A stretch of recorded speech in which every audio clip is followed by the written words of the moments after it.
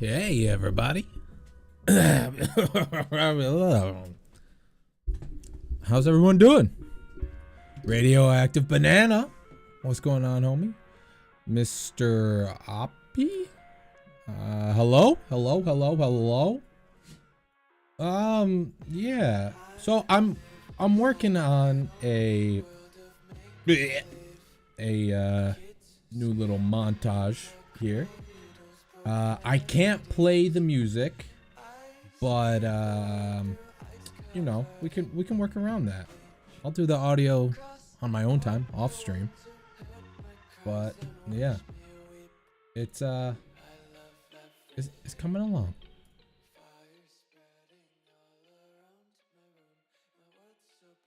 And you know what?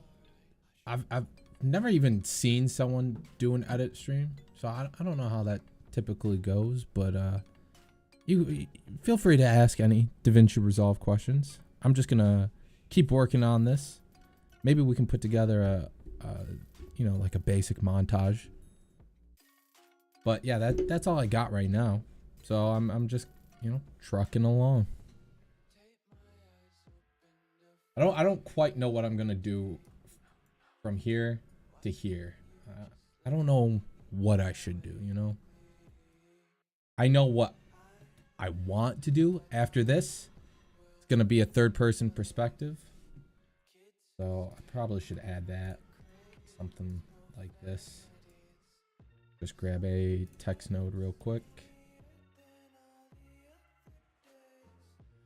And put that in there. Fade. What? Prime Phantom. Fade. Prime Phantom Finisher. Finisher. There we go. Something like that. But I need a little something right here. And I don't know. I was thinking about, I don't know if you guys have ever seen it. I'm sure you have, but like basically like all the edges are highlighted and then it's like a noise diffusion type thing. I think that's what I'm going to try and do. I've never made that before. So it'd be fun that, you know, something we could all learn together to do. Yeah. Sorry, I was just checking my phone. How do I want to go about doing this? Probably, we got to add some impact, you know? Excuse me, Davinci. So,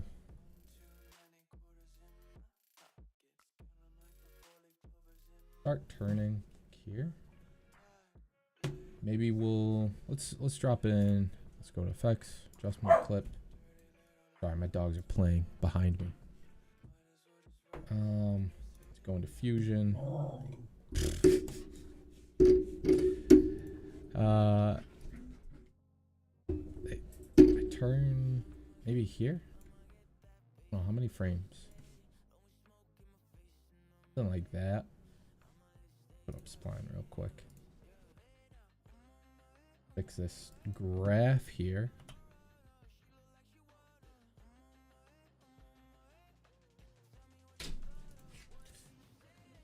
Yikes.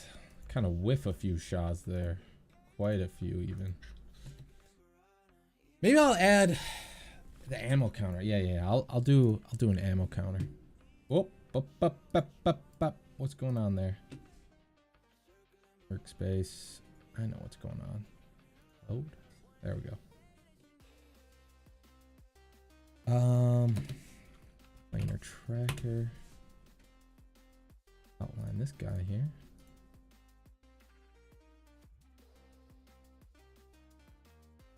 That reference time. Nope. What? Oh, let's track forward. Anoka, hello. Yes, they were playing behind me. Okay. Oh, no. We gotta keep going because I throw them up in the air. Yeah. Okay. Let's get all that tracking data out here. Range tools to grid. There we go. Do a little merge node in there.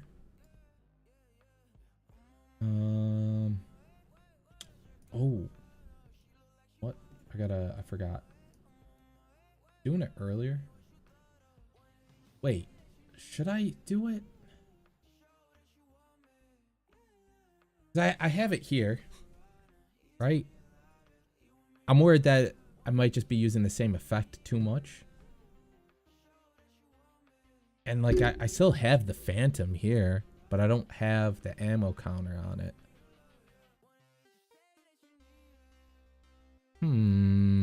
Decisions. I'm gonna add it. If I don't like it, I'll remove it. But I want to get that text. Oh. Why?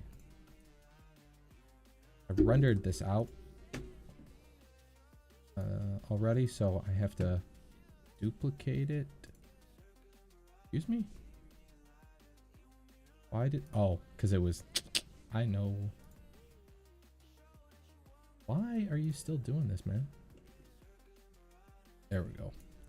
We're going to copy this. Copy.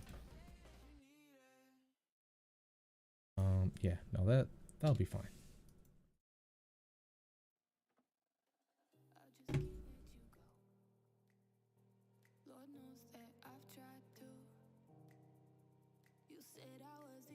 Put this over here. Don't need you to. Bam. Easy. Problem though, we have all of these keyframes. Oh, you know what I could do? I could fake this. I don't like doing that though. Feels so disingenuous. Like you can't see the ammo count, so I could make it look like, you know, I hit him with my last bullet. How many shots? Probably just be easier to, right here. 18. I think I end on 10. Yeah.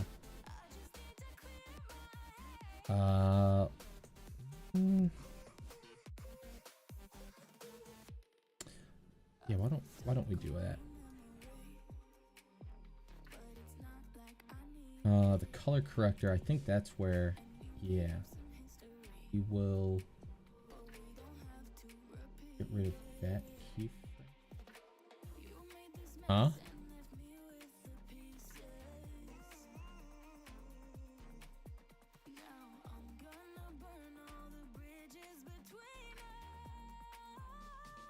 Oh, I know why. It's because get rid of the keyframes. There we go. Okay. I didn't want to get rid of the saturation because I think I bumped it up a little bit, but I wasn't sure. Spike? Spike 24? Spot 24 Ike? What's up, homie? How you doing, man? Yeah. We'll do make this 10. No, we'll make it 9 because I shoot 8. No, yeah, 10. Right?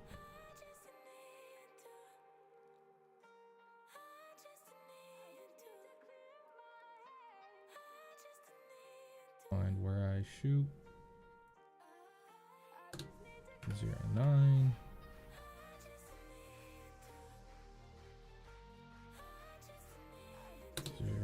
08.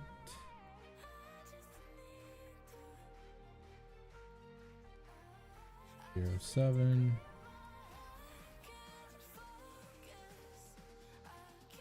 6.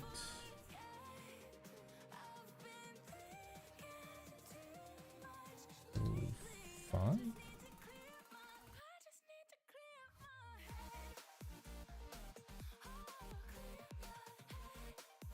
4.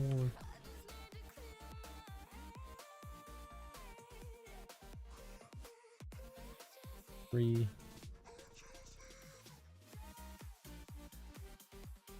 2. Nah, if I'm gonna cheat this, I'm gonna make it seem like I actually hit him with my last bullet.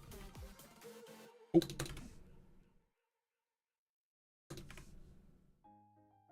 Cozy up to a cup of Starbucks caramel brulee latte. Whipped cream, crunchy caramel brulee toppings, steamed milk, and espresso. Add. Just bring your own comfy sweater.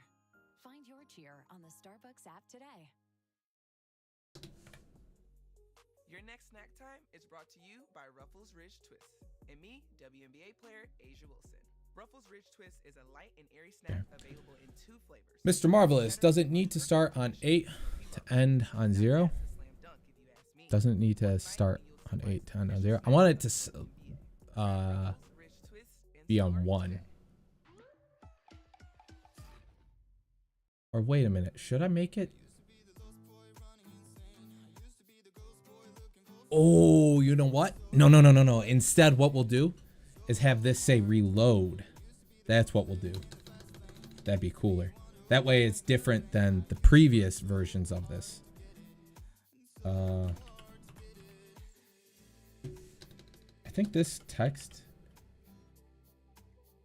Yeah, the upper and lowercase has 2 different versions. Should I do this one or this one? The one with the line through it? Or uppercase or lowercase? This is the lowercase. I'll let you guys decide. I'm gonna fix this. This is what takes me so long doing edits. because I just keep messing with effects over and over again. Like I have a general idea of what I want, but it's never clear, you know? Because it's always just like, I think of something else where I'm like, ooh, that'd be cool. Mr. Marvelous, that was a good call. That was a very good call. Turbo, hey, what's going on, man? Ecolina, you're right next to me. Uppercase. Okay. We'll do uppercase. And then what we can do is add a keyframe here, and then add a keyframe here after we shoot once, and then now what we can do is drag this so it's red, and then this should be yeah.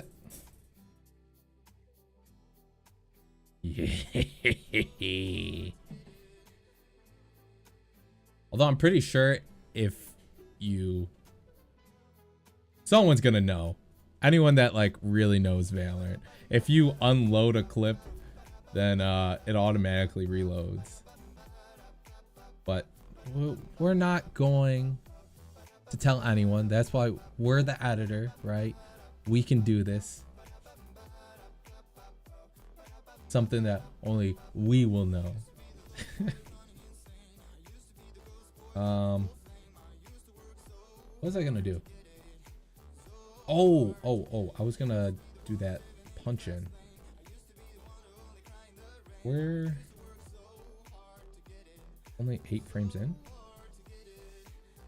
Is this the paid version of Davinci Resolve? It is. Ooh, flashing the reload. I love that. This is this is the paid version.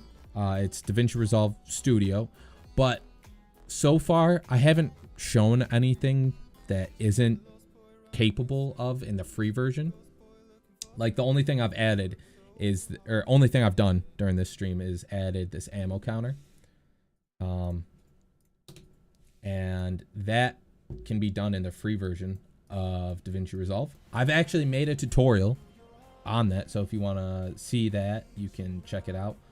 But this is the no tree setup right here. I think I'll see if I can't add that flashing. I'm gonna keep forgetting this if I don't do it. Oh no, wait a minute. There we go. No, wait, I'm so silly. Go here. Nope, didn't mean to do that. There we go. Zoom in like so. Open up spline. You know what I found out? If you, okay, so like something that kind of sucks about like opening up the spline is that a lot of times like all of this will be checked, right? And so you'll have to be like, okay, well, I'm trying to find this transform node, and so you'll just like go down, uncheck everything, right? But what I found out is that if you click these 3 dots, the menu, show only selected tool. I don't have a node selected, but if I click this transform node, hey, there it is. And then, you know, zoom to fit. Whoop, didn't mean to do that. I'm gonna highlight this, hit F. I don't know if I should do this like abrupt. Yeah, I should. That's a whiff. But to be fair, she was like in the corner of my screen. Sort of. Okay, let's see if we can't add some flashing to this reload. Where does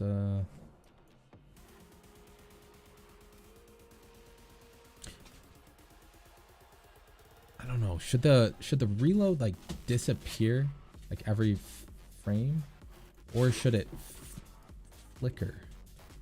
I think I could get away with adding maybe a flicker. Can I? Sometimes this doesn't work. Oh no, it definitely works. So what we need to do, 1.5. Might speed up the playback of it. Sort of. Okay. Range. Speed. What? Oh, and don't forget to garnish with a dollop of cream and a rich chocolate treat. Add the Bailey's Sparkler Hot Chocolate do to your anything? repertoire today. Oh, it won't do anything. Flicker the red. Drink responsibly. Bailey's Irish Cream Liqueur, 17% Making the glow bigger. Okay. What if... Oh, that's a gamma. Maybe if we do the gain instead? Tis the season for something special. The Starbucks Sugar Cookie Almond Milk Latte. Red and green sprinkles, non-dairy, buttery yum. Oh, that is what we want. Espresso. Right? Does that look good? That might be a little fast. We gotta slow this down. Wait, hold on. What does this look like? Okay. Smoothness, perhaps? Let's see what it looks like. Nope. We're gonna bring that up. We want that smooth flicker.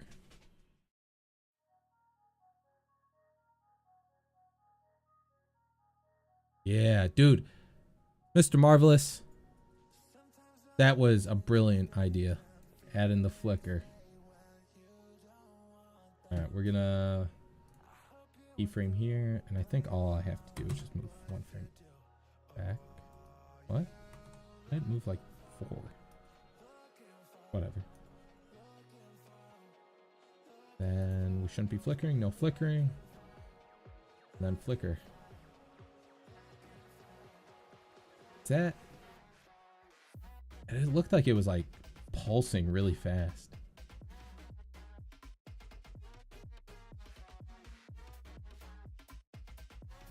Oh, okay. Woo! Woo! This is looking good, man. This is looking good. My drink. All right, all right.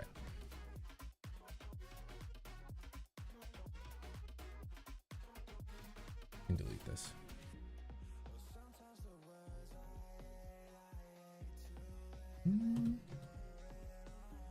Color correction though. Maybe not as good as I thought. I mean, it's still good. I think I'm. Did I speed this up at all?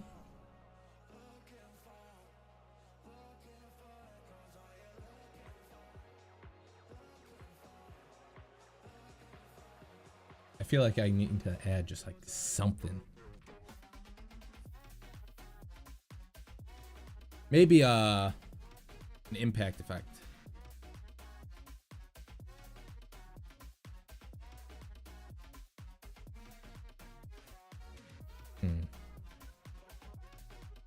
Does the reload flashing look funny? I feel like it needs to be tweaked just slightly. I can't tell. Maybe it's not fading enough.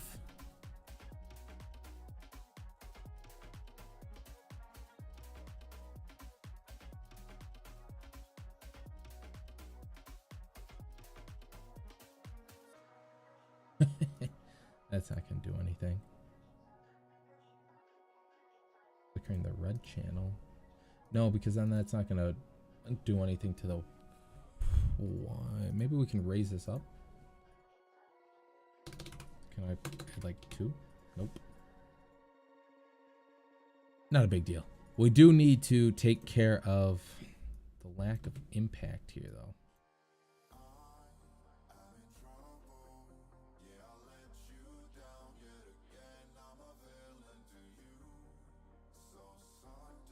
What if we... Okay. Let's find where...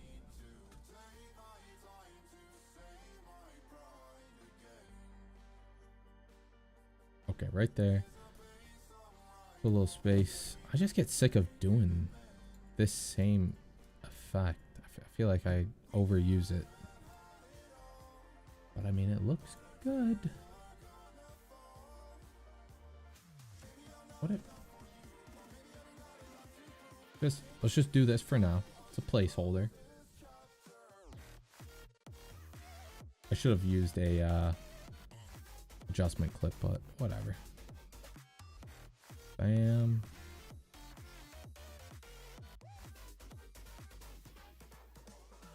Zero. Let's highlight both of these. Spline. Zoom to fit. Bam. And forgot we need to. When did I?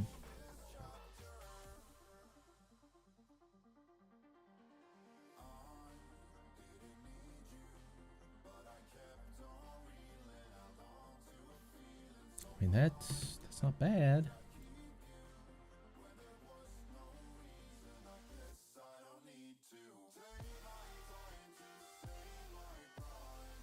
Oh, you know what? I gotta punch out here. So this keyframe here, we will add it. Oh, wait a minute. You know what? We'll just move one frame back, add a keyframe here. It won't be like a subtle thing. It's just gonna jump.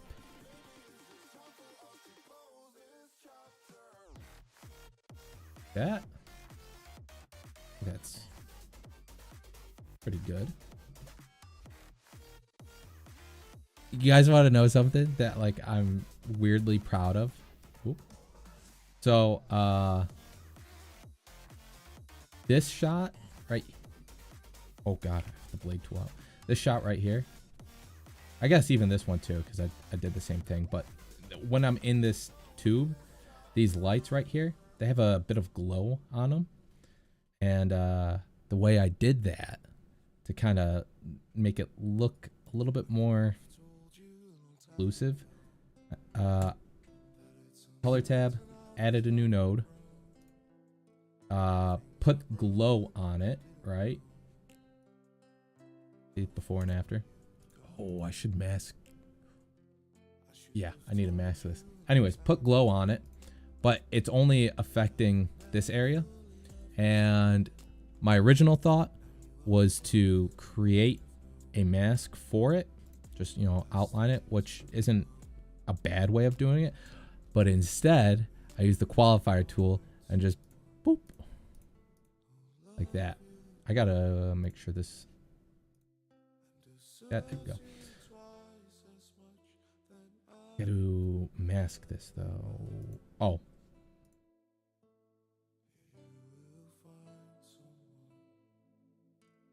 I think we can just do like a lazy mask, like so.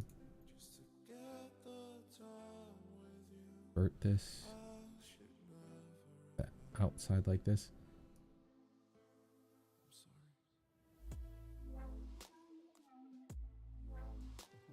Yoru's shoulder. That's what highlights.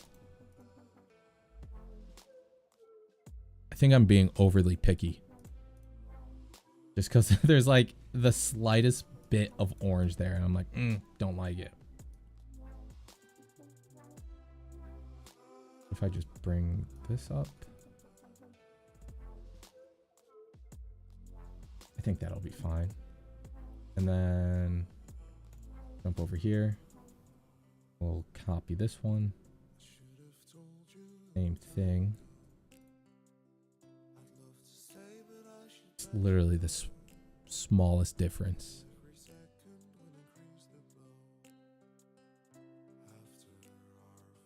Looking good. Then I gotta get this.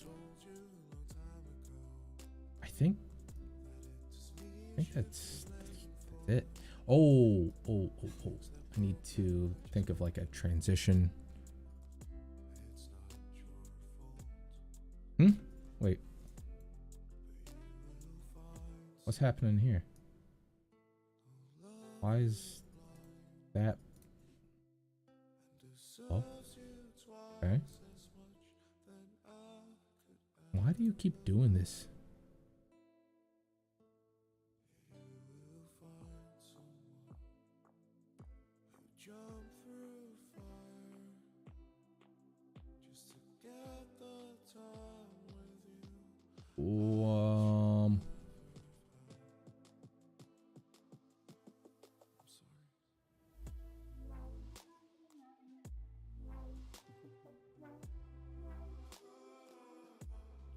hold on. I gotta do something real quick. I don't know why this is happening. It's still happening like that too.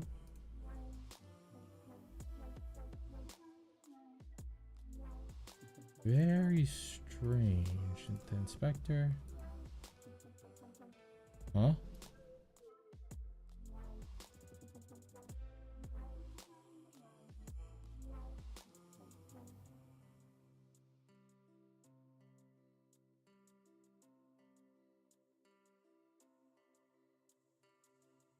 Oh.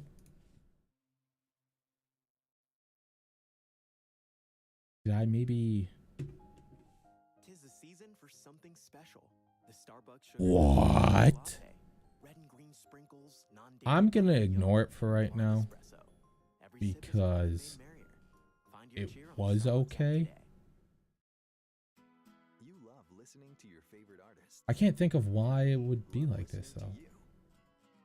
So let's talk.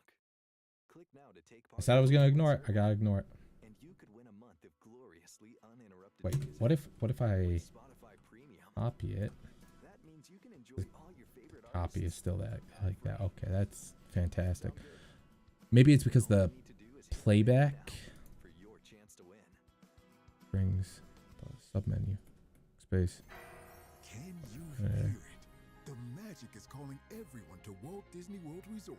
Wait, by the way, when you click on buttons, it brings up the submenu. And there's still time to join us for classic favorites and new adventures across Can't all see 4 things. theme parks Clicking, and just beyond. cursor. Oh, Our 50th I didn't know that. celebration ends March 31st, thank you for telling me. 2022. So wait, see you you're soon. telling me when I click like this? I'm just watching stream right now. Plan your visit today at The disneyworld.com/50. spline doesn't come up. Wait, does the spline come up or the 3 dots? Let's see. Okay, 3 dots don't come up. Damn, I'm sorry. A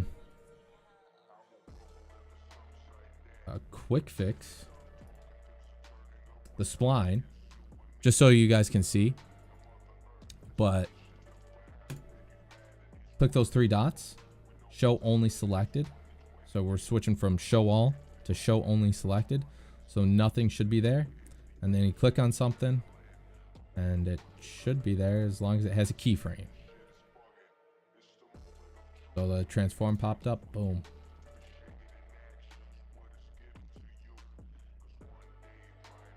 All right. What? I know why.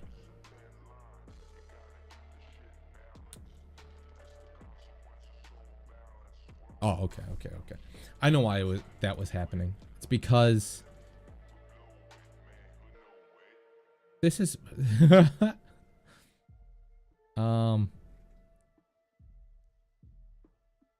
load. Thank you. Okay, so the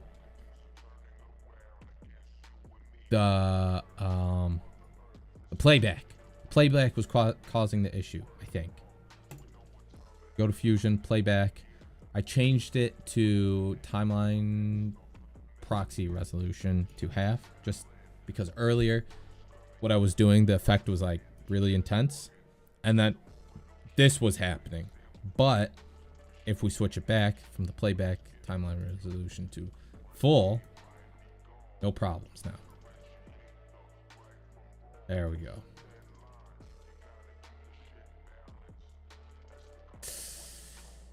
So cool. This effect here, I don't know why it's so intense. Like I haven't, like, it's just an edge detect with blur. Oh, that's what I was gonna do. I was gonna try and make the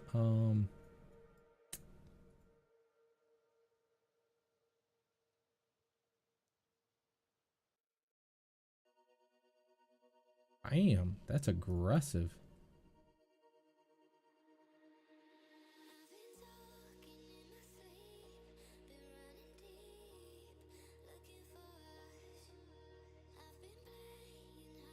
Is there anything you guys want to see before I start trying to create this effect?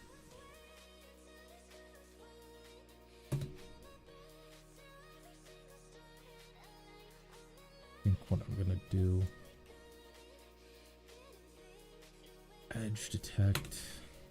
A scale.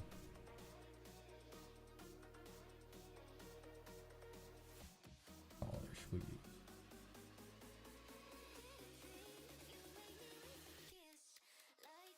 use? Ooh. Use. No. No, that makes sense.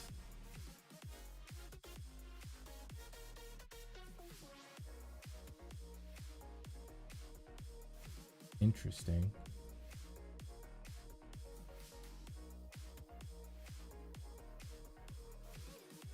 I feel like that just messes with the color grading too much though.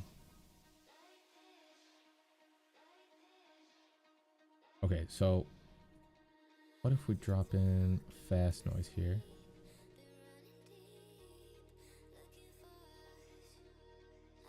Okay. Look at what the fast noise is doing.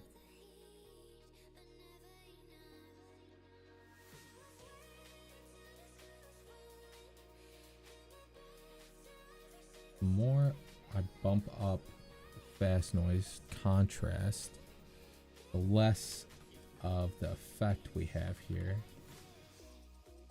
So I think if I were to add like a keyframe here and just bring this all the way up, you have the seed rate. Oh, you know what?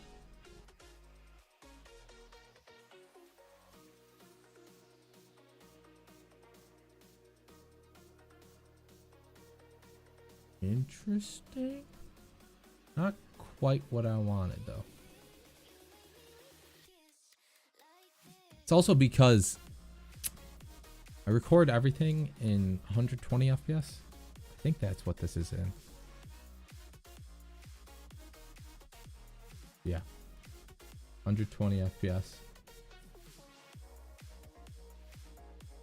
And so the speed of things gets messed up. Either way, let's turn this to F.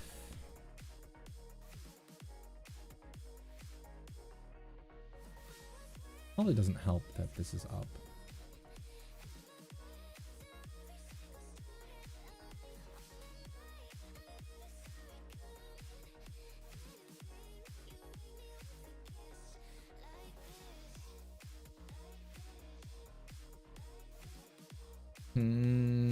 I don't know if I like that.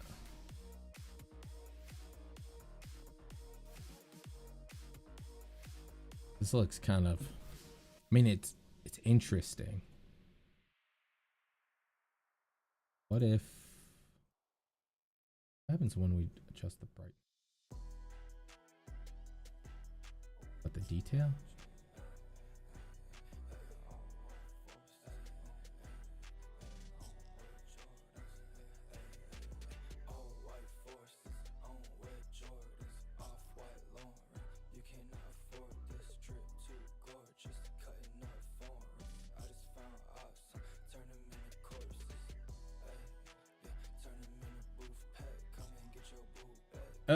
That didn't do anything. Oh, what if we change it to gradient? Hold on. Let's reset this and change it to gradient.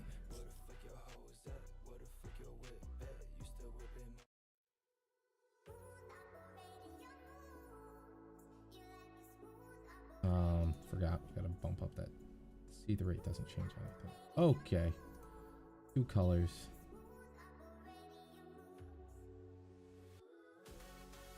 Continuous maybe? Oh. Ooh. That just looks like a mess. Wonder if maybe we take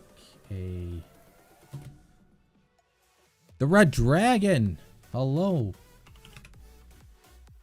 So this isn't in the free version. This is a studio version feature. The depth map.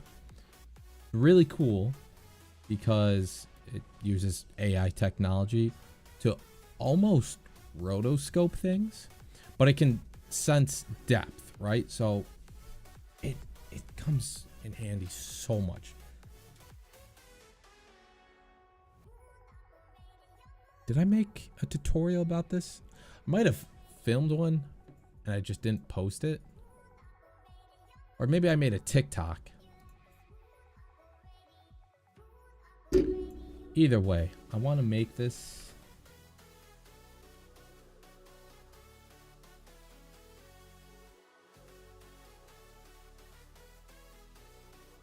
We gotta invert it. Interesting streaming you editing videos. Yeah, I just thought I'd try something different.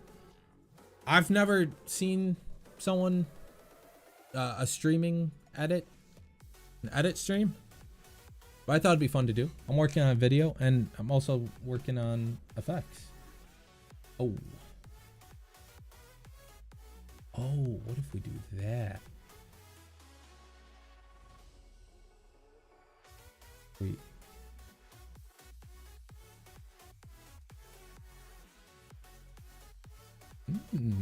Can I show what I got so far? Yeah. I can't play the music. The music is copyrighted. So you're gonna have to use your imagination for that.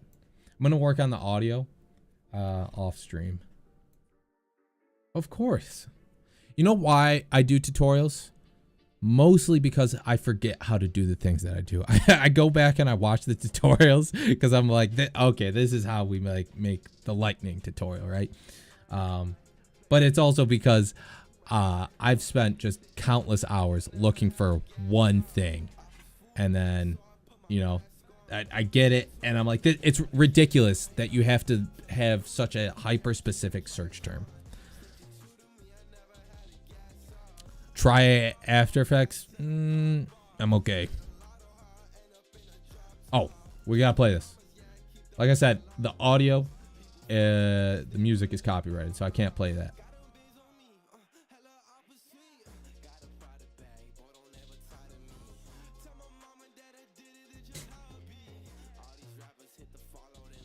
Oh, forgot the playback thing there.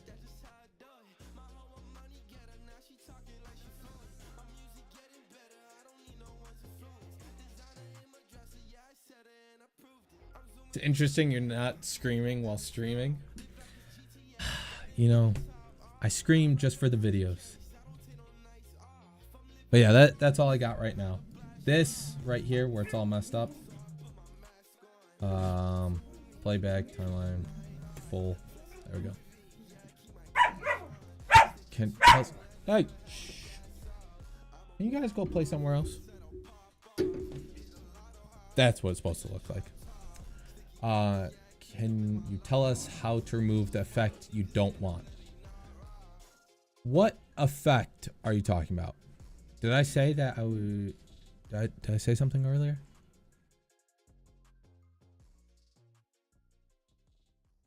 The jet knives transition. I know what you're talking about. Thank you. Thank you. Thank you. Thank you. Yeah, the jet knives thing. Like that's... I have something similar right here. Right? I've made a tutorial on it before, but I'll have to open up Valorant to show you. But basically, if you go to Split or Ascent, there's a green screen, and you just stand in front of it. You do whatever thing you want to do. And then we'll go into Fusion, Shift Space, bring up the Select Tool page, type in Delta Gear. We're going to take this eyedropper, place it on the green, and there you go. That's pretty much it. There is a little bit of fixing that you'll need to do, because like if we zoom in here, it's kind of like this outline, and you'll see, I don't know if YouTube's destroying the quality here or not, but like there's a bit of checkeredness, so we have to mess with the matte on this. I installed somehow and now I don't want it. You installed an effect and now you don't want it? I don't know what to tell you, man. Uninstall the effect. But anyways, with to fix this problem right here that we have, the outline and the bit of transparency, I found a new workflow that I like way better. While you have the delta key selected, if you hit 1 on your keyboard, it puts it into the second viewer window. Up here, these 3 circles, it's color. We're gonna hit the drop down arrow and we're gonna choose alpha. And now we have this black and white image. So obviously this is everything that we want and this is everything we don't want. The higher the contrast here, the better it's going to look, right? Because we have a little bit of gray colors to this. That's where we get this transparent effect. So we just need to make the white look white and the black look black. We can start off with a little bit of like pre-fixing. So like bringing up that gain. You can see it'll help make the black parts black. So what we want to do is kind of bring that down. But if we bring it down, obviously this turns back to green. We can adjust the balance. So I'm going to leave that right there and I'm going to adjust the balance. And you can kind of see it's jumping back and forth between like making the knife untransparent, but then the gloves kind of transparent. So I'm not really going to mess with that. But you'll also see like something up here. This isn't good. We could easily just cut that out. Or if we go to pre-mat, what we can do is just click and drag to highlight that and it goes away. XV Sylvan, bro, love your edits and tutorials, not when you scream, but it's okay. I guess it's fun. Well, I'm glad that you can stick through that. What are the chances that you can look at the montage that I started to do, but I got stuck on effects and make it fit the song much better and give me some advice? I've gotten some requests to do that. I don't really like doing that. Because like at the end of the day, it's art. It's all about creativity. And like what I might do creatively would be different than you know? But maybe someday in the future, I'll do like a montage review stream, something like that. Kidding aside, when you teach something, you know, you get to learn it twice. Absolutely, bro. I 100% agree. Oh, back to this. So we got to fix this. So just go to matte. And if you adjust the low threshold, that's the dark values. The high threshold, that's the light values. So I just bring that down a little bit. But what ends up happening is that this outline gets a little bit more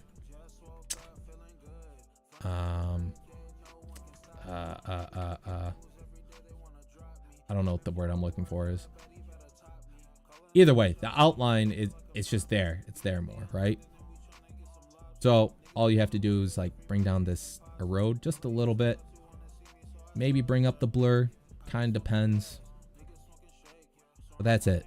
It really should just be as simple as taking this eyedropper, placing it on the green or the blue, the teal, whatever your background is, and then adjusting your matte threshold values. And then so now when we go back, it's just like this black screen, but that's because the background is transparent. So if I bring this over here, there you go. Now we have a background or transparent background, and we can use Yoru's flash teleporter. That's what it is. One thing, the screens remind me of the good old days when my uncle taught me math. Oh no, man. One thing that you might run into, like with Yoru, because the effect is blue, and blue and green are very close. This is what will happen. You'll have,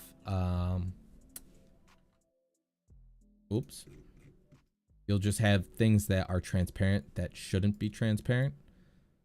So what you might, here's a good example right there. His glove. what you might need to do is some rotoscoping. So, yeah, you can see right here. Well, anyways, there's a million different ways that you can do it, right? To fix that problem. Like one simple way that you can do it in the free version is you can just take these polygon nodes, drop it down, connect it to this lower right hand one. I think that's the garbage mat. You hover, yeah. If you hover over it, it'll tell you what it does. Or I think if you know, there's another way to connect it. I don't know. It was like right click and then you can select which thing you choose to connect it to. Either way, we connect it to the garbage mat right here. Connect it there.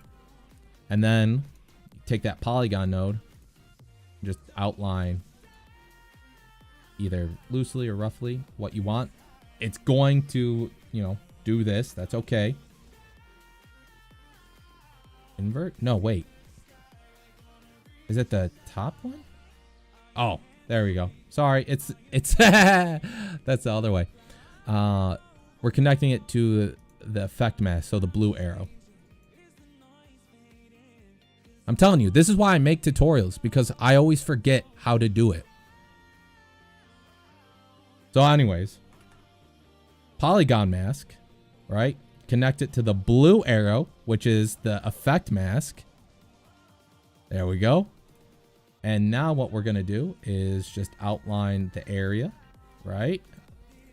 And so once we connect it, we need to hit invert. There we go. If I get rid of those lines. So obviously you need to like really be kind of precise with this. Like it kind of sucks. But, you know, that's just how you get a nice looking effect. That problem only exists, though, if you're... hold on. Let me turn this off. We have a green screen, but we have blue effects. Green and blue, they're very close on the color wheel, right? Let's, there's blue, there's green. It's kind of hard to tell the difference. That's why, like, some of the blue is in there, but, like, this area is more teal. So it's pretty close to green. That's why it gets cut out. If you have the studio version, what's really nice is that you can combine both rotoscoping and keying. So bring up the select tool page, magic mask. We're going to connect that right there. Nope, color. There we go. Now what we can do is do that.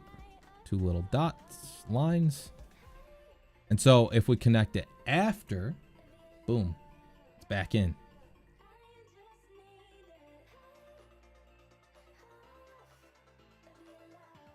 PJENT, what's going on? Fishy, hello. Bro, I always save a document with the explanation. OG, my effects. I save because I never remember them. Oh, you always have? Yeah, man, you have to. I mean, unless you're like using plugins, like making effects, it's just like, it's complicated, you know? Unless you're like constantly doing it. Oh, by the way, with the magic mask, even though like I just made these two lines, you still have to track this stuff. So, you know, track forward. And for the most part, it does a pretty good job. See?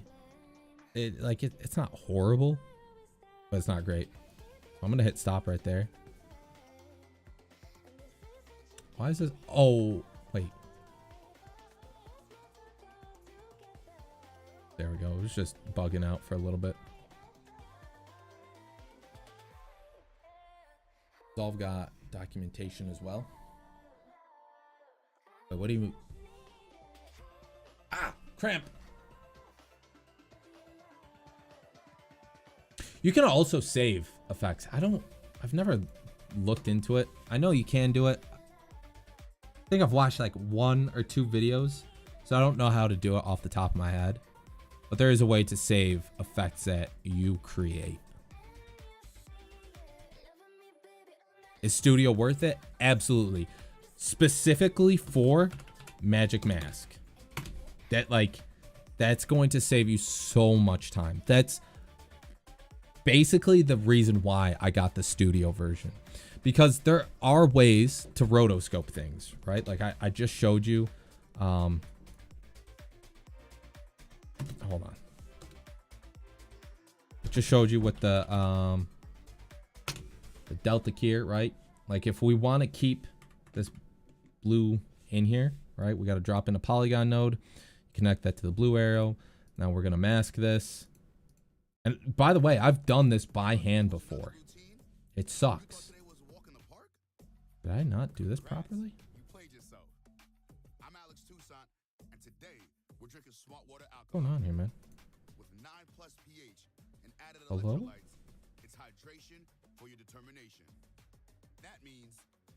Anyways, Magic Mask makes things way easier to rotoscope. Perfect example, this shot right here. I'm just gonna duplicate it. Decompose to original, fusion. Why do you do this to me?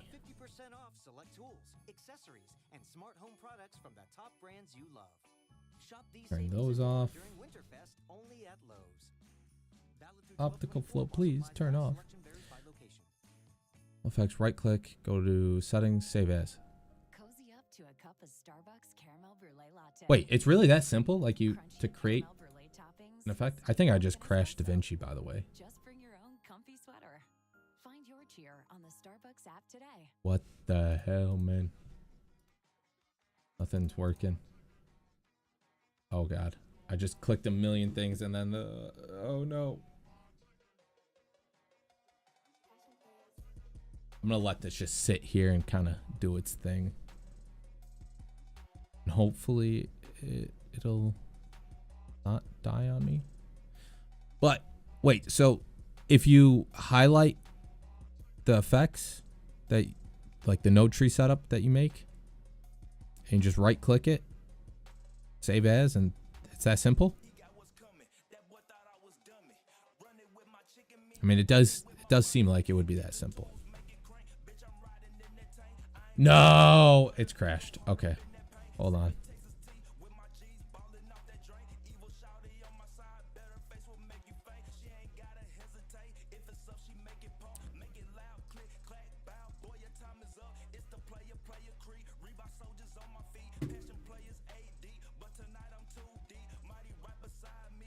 Quick question, do you record your clips in 120 FPS because the slowdown look really smooth? Yes, I do record in 120 FPS. Crack, what's going on?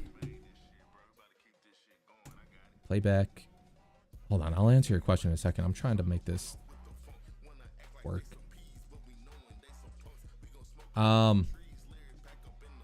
Yeah, I record in 120 FPS because that will make the obviously the slow-mo stuff look way smoother.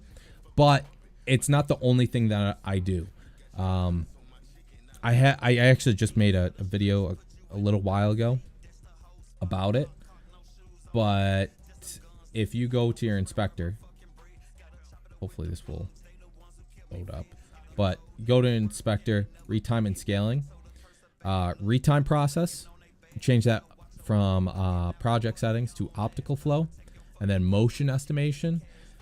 This kind of depends, but if you have the free version, you can use enhanced better. That's why I used for the longest time.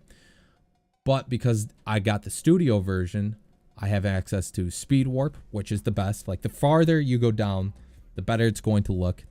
More intense it's going to be on your computer, but I mean, like it's amazing. But now you can, if you have speed warp, you can go ridiculously slow. If you record in 60 FPS, would you recommend editing in 30 FPS if using like slow-mo and stuff? 100%. Almost all of my tutorials are done, or all of my montages are done in 30 FPS. Occasionally there'll be like a 24 FPS one, but then maybe like once or twice I've done a 60 FPS video. And that's because I don't think that 60 FPS is necessary for doing like montages like this. Like the point of this is to look cinematic, right?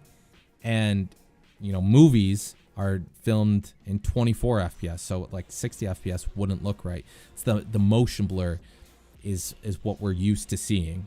So that's why I use a lower frame rate, but also at the same time, if you have that 60 FPS video and you slow it down to 50%, right? That means you're going to have a 30 FPS video.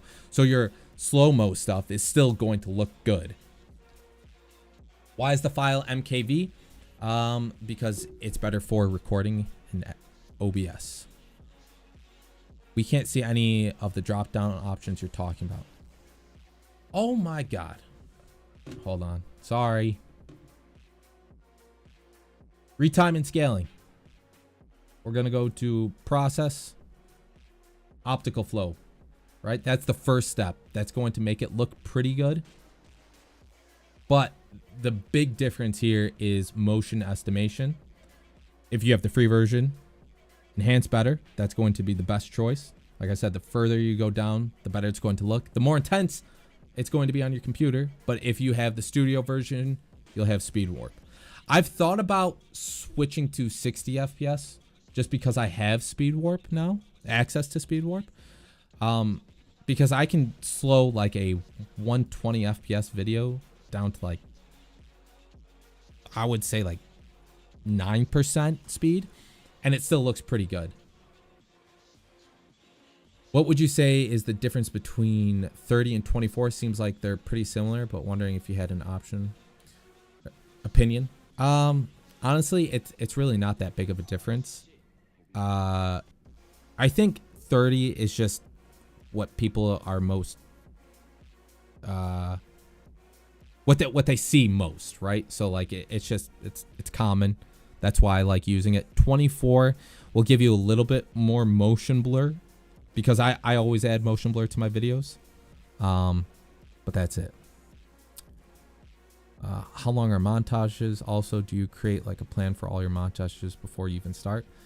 I mean, montages can be any length. I've seen 10-second montages, but I've also seen like 10-minute ones. Like it just kind of depends. How many clips do you have? That sort of thing. How long's the song? That sort of thing.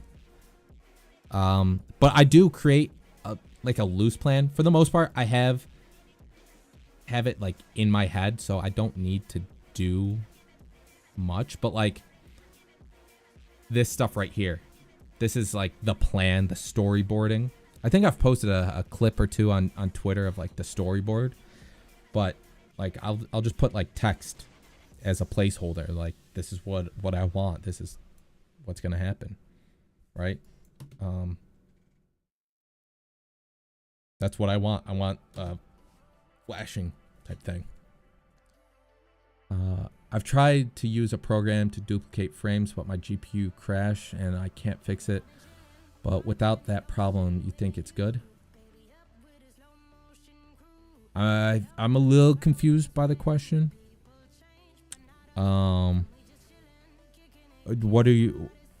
What's good? Or I meant how long does it take to make my montages? Man, it can take anywhere from a day to weeks. It all depends what I'm doing. This one has been taking me a little bit longer. I think this is like my 4th day working on it, but that's because I've only done like 10 minutes of work. That's it. Like, you know, just a little bit of work here, a little bit of work there. Just whenever I get those creative spurts. How do you learn how to edit, bro? Like, did you just teach yourself? Yeah, that's it. I've just been editing one video a day for like a year now. Just anytime I've gotten like, oh, this effect seems cool, like I'll do that. I think one of the best things that you can do to get better at editing is to recreate an effect without watching a tutorial. That's the main thing that I do. Obviously, if you get stuck, look up a tutorial. That'll help you like move along, because the worst thing you can do is get stuck and frustrated and then you quit. Don't get to that point. Look up a tutorial at that point, obviously, but try to do it on your own. Yeah, Marte, what's going on? Yeah, it's an edit stream today. There's flow frames where you can make it smoother. Is that like After Effects version of optical flow and frame blending? How do I get the text for bind? It's very easy. And what font? This is Impact. Stop! It's always like this. Workspace. You know why? It's because I have two different layouts, as you can see. Work and YouTube. This looks confusing, but I promise you it's not. Background. What was that? I didn't realize I did that. I gotta turn that off. But either way, you just take the text and you connect it to the media in node. Boom, bind, all cut out. It's basically acting as a mat. The characters, same thing, text node. Another text node for the other character because I wanted them a certain space apart. I have a glow node to get this light effect. Sorry, this is... So we have the color, or the text. Then we have the glow effect. I liked the inside. There's a little bit of glow on the outside of it, but I didn't think it was enough. So I added a soft glow to really bump it up. And then this transform node just makes it a little bit bigger. So the bind is moving. I have a keyframe. It's a little bit bigger. You can see right here. But I wanted these to move at a different speed, so it gets that like depth of field look. Flow frames is its own program. Oh, okay. If the editing program you use doesn't have some sort of like frame duplication thing, like that seems like a good alternative. Like I used Runway ML for rotoscoping for the longest time. Gotta delete that. Wait. Why didn't... Never mind. Wait. Do I need to delete this? I need to delete this. Add that background. Boom. There we go. Now, this is what I want.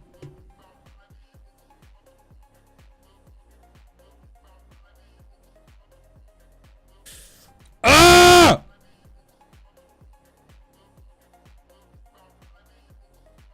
Background.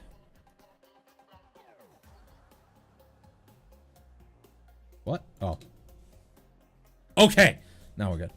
Am I ever going to release a preset pack? You know, I was actually thinking about that like a couple months ago. I started to make things and then I gave up on it. I do want to do it, but honestly, I think I would do it like after I would create like a Patreon or something like that. I'm not sure. Fishy, Fart Doctor, where can I find good transitions for Davinci?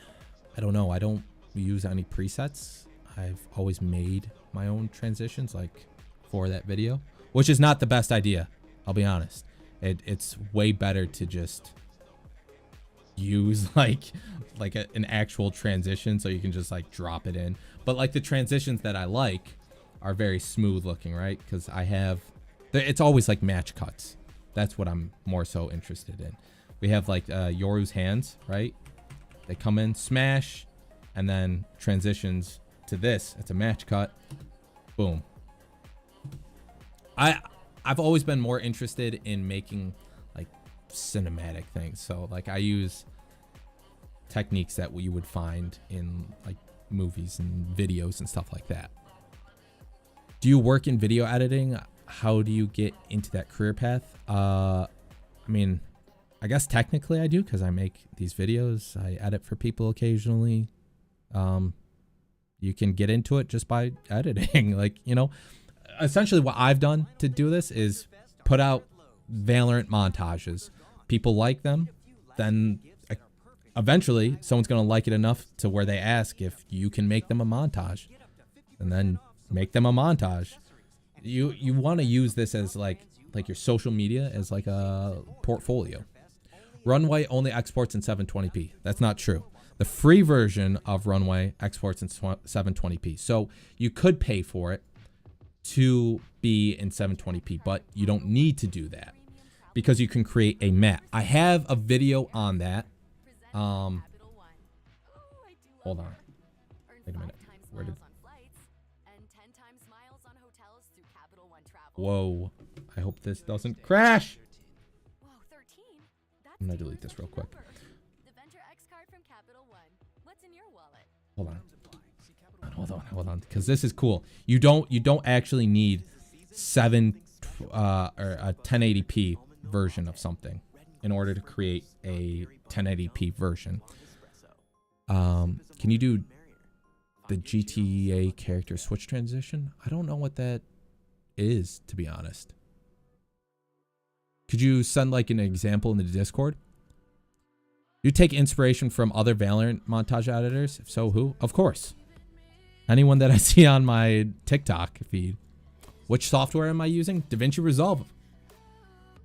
I've been trying to transition from Premiere, After Effects to Davinci, but they don't seem quite the same. Any tips for starting to use Davinci? Only reason I use Adobe is because my school provides it. Honestly, man, you just have to start using it like a little bit every day. I've done a little bit of editing every day for the past year, and now I'm here. It's just something you got to do. That it sucks. The first like month of learning a software sucks hard.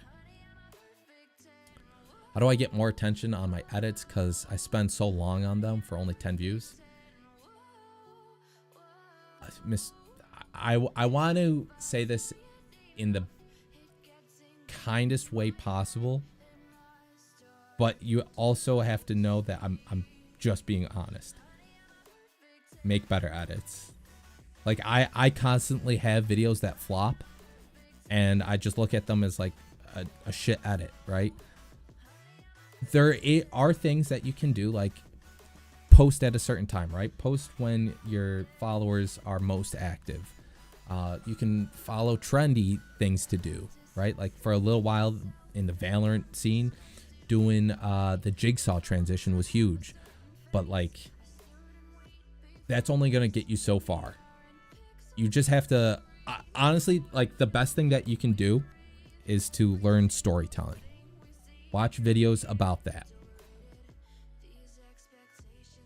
Composing your stuff is so effective. I started editing as a hobby and got my first commission this summer. Hey, that's awesome. Congrats, man.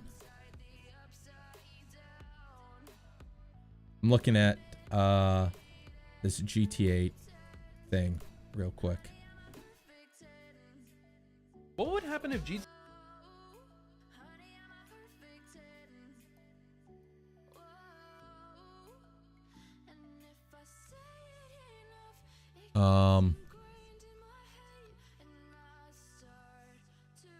Oh.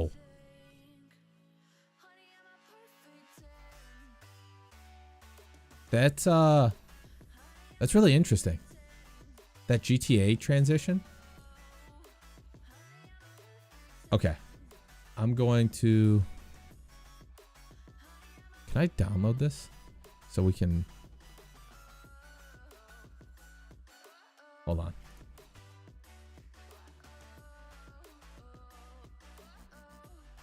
I thought you could download TikToks on desktop. Am I crazy? Doc, is there a chance you do a tutorial on the zoom effects kills? I always get this. Like the zoom effects that I do, I don't know, like, are you talking about something like this? If this plays smoothly? Like, all I do is, it's just 2 keyframes.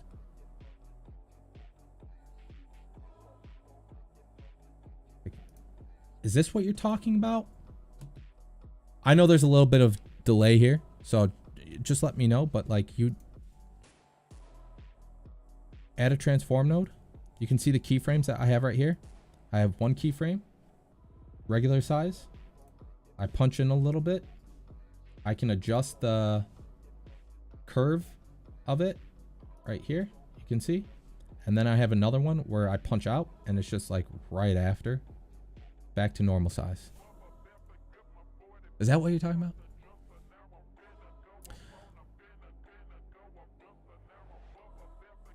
It's the simplest effect that you can make. I've just been doing color correction slash, oh wait, is it color correction or content creating? I always get confused when people say CC slash editing it as a hobby, but uni and job hunting have been taking a ton of time away from me now. So the breaks are really the only time I can create stuff. I get that, man. It's super hard to do all that at once. Correct. C, I agree with what you're saying about making better edits. I also, some Valorant montage creators like Sushi post montages, which use the same skill, effort, time editing and get millions of views. Yeah, I don't want you to look at it like the edit is low effort, low skill, because maybe the gameplay is high skill, high effort type thing. They could also be doing trendy things, right? So it's like, you know, it's kind of, it's subjective is what I'm trying to say. And I know it's frustrating, but it's, no one has ever entered content creating without struggling at first, right? You're going to put out thousands of videos that are flops, and then eventually you're going to have one pop off, and that one video that pops off, pay attention to that, because that video, you did something right. So like, look back at it. Did you post it at a certain time? Did you follow a trend? Was the pacing of the video good? Did you do some crazy effect, like something like that? You know, break it down. Not gonna lie, your montages are really good. I haven't seen anything like them until now. Aw, thanks, man.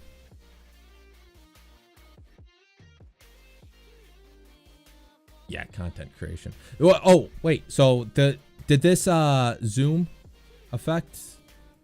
That's what you were looking for? Bun. Morning, Doc. It's actually evening here, but good morning to you. Is just to watch edits. If I'm being honest, I take inspiration from everything around you. Try to visualize your video before you even start in like an artistic type way. Absolutely. Absolutely, Tempest. That's like, most of the time I'm just like sitting here like this, just chilling, thinking of ideas. That's it. Oh, I wanted to show you guys something. Using a mat to take a 720p video and make it a 1080p video. They over-edited montages are mid, but damn, bro, it shows a lot of talent and edit. How much time went into it? Look, my view on like over-edited montages is it doesn't matter how much time went into a video. It doesn't matter how much skill you have as an editor. If you're not telling a story that will retain the viewer's attention, it's mid. It doesn't matter how technical it is. From a technical standpoint, it could be a great video, but like other than that, yeah, who cares? Outside of other editors. And custom or make montages with clips of actual matches. I always use like actual clips and then third person POVs like this. That's recorded in a custom. About application used for editing. It is Davinci Resolve. It's 3 a.m. for you? Jeez. So just wondering, are you able to install plugins like... Yes, there are plugins for Davinci Resolve. I don't use any. I probably should. Google. You can find tutorials pretty easily. Hold on. Let me show you guys this real quick. Dude, do I not have... There. Got a mat.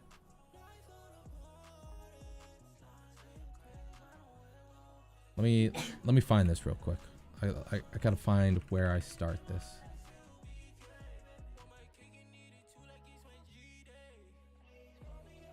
This it?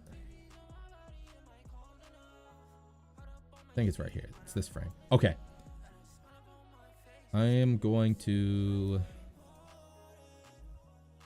create a new Fusion clip. Okay, so all right. Before I do that,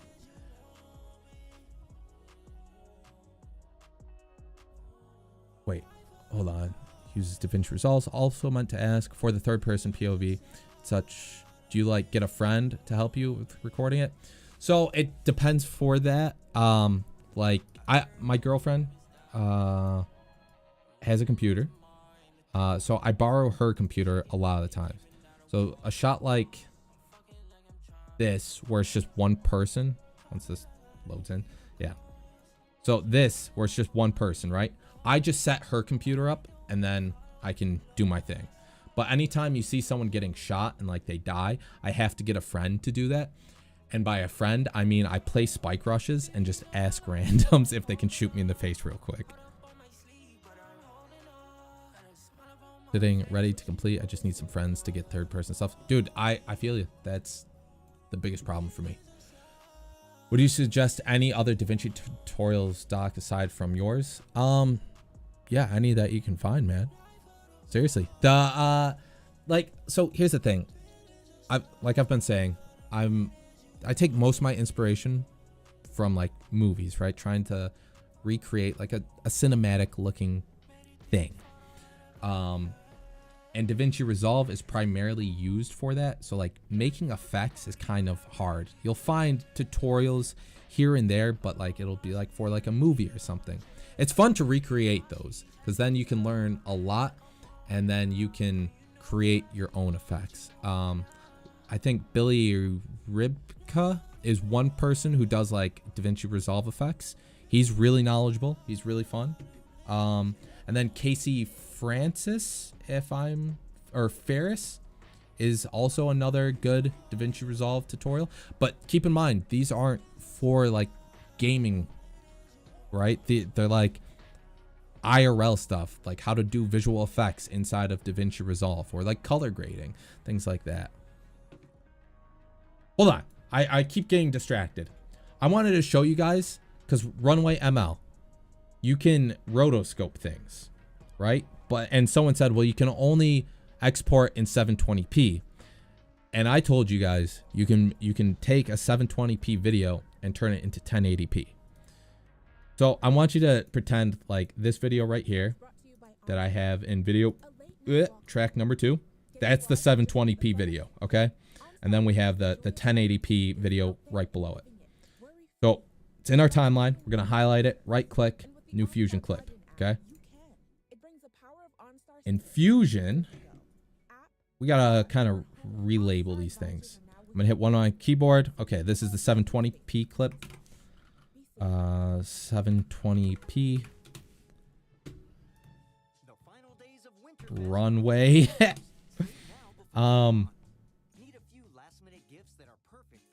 If I remember correctly, what you want to do is you take the runway clip, you put that into the background. Then you take the 1080p video and you put that on the foreground. So it should look like this. But if you take this and put it the 1080p or 720p and you put it to the merge, the mask, boom. We've created a mat. So you can see we have like, this is motion blur, right?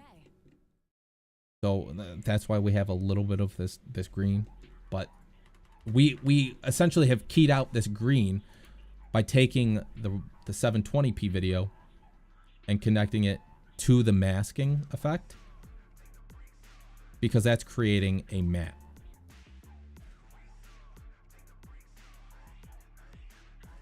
See?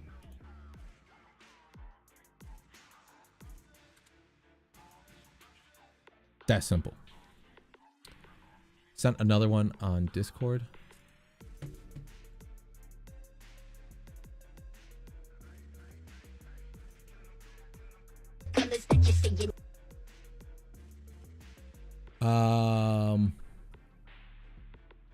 There's a lot of effects going on here. Really like that though. That's so cool. Gotcha. I think, hold on. I think for my style right now, Premiere and After Effects are better, but definitely trying to expand my palette a bit in terms of style in the future. So definitely try Davinci. That clears it up a lot. Thanks. No problem, Tempest. Like, if you have access to Premiere and After Effects, like, just use that, man. Like, there's really no sense in switching. I don't think one software is better than the other. I think both have pros and cons. They have strengths and weaknesses. But if you're looking for like a free software, I mean, Davinci Resolve.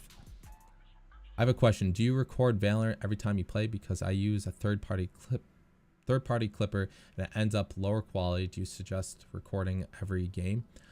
I pretty much every time I play, I record Valorant, but I'm not recording. I use OBS to clip my stuff. I know that sounds kind of ass backwards, but hold on. Do I have I'm trying to think.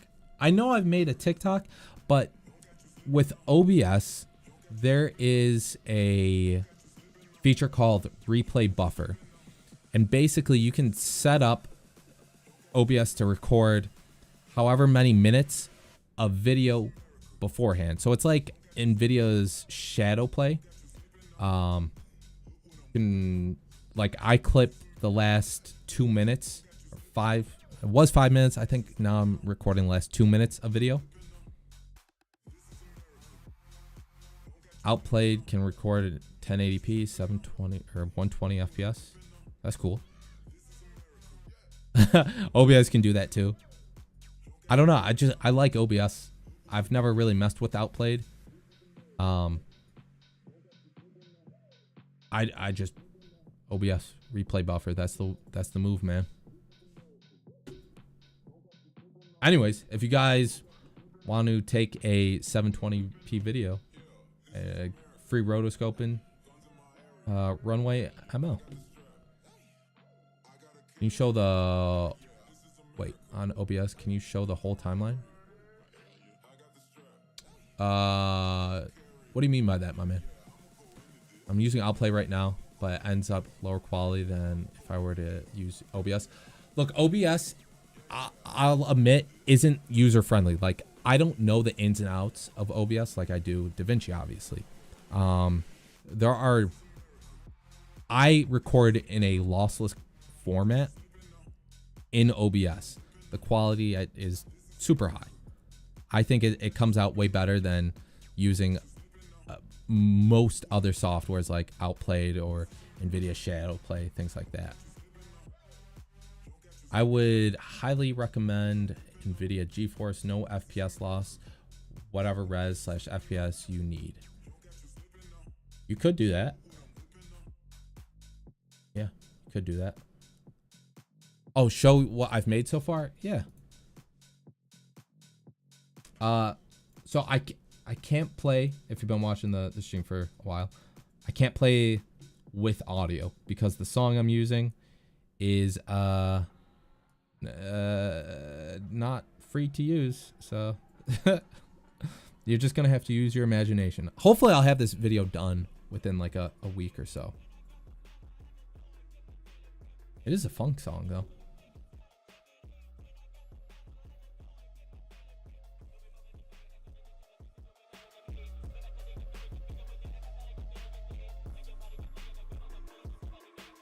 Whoa. Playback's kind of crap there.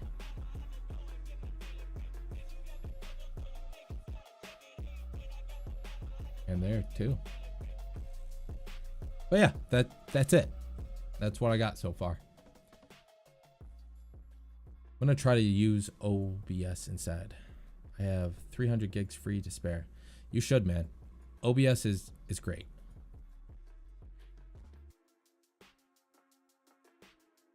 Nope, you can't hear it. Different funk song. Tempest, thanks for stopping by. Good luck studying. Looks sick as fuck. Thanks, teasing beef. Jesus Christ, bro. This kind of song feels kind of similar to Ghostface Playa. It does sound like him a little bit. It is Inner World with, I don't know, that looks like alphabet soup to me. How do you do the zoom in and zoom out on the gun? Yeah, he is holding the default Phantom. I logged into my alt account for this, and then I was too lazy to log into the other one. I don't mind showing the default though.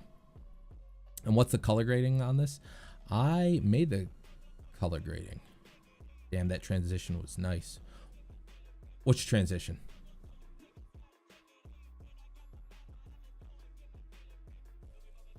Oh yeah, that is the name of the song.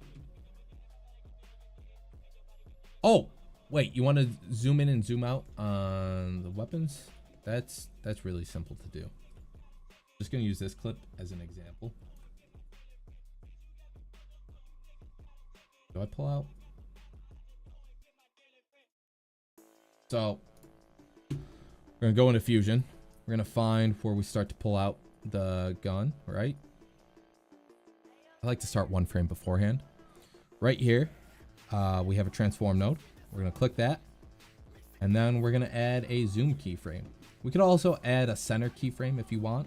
Kind of depends on what you're doing, or even an angle keyframe. Again, all depends on what you want. So now what we're gonna do is we're gonna move over a little bit, figure out where we want this to end, and now we're gonna bring up the size. More than likely, bringing up the size isn't what you want. Like, you want it to look a little bit more interesting. You don't want just that zoom in. So we're gonna adjust the center, the X value, and then the Y value. And we can also add a little bit of rotation to it. Now, this is pretty good. But if we hit spline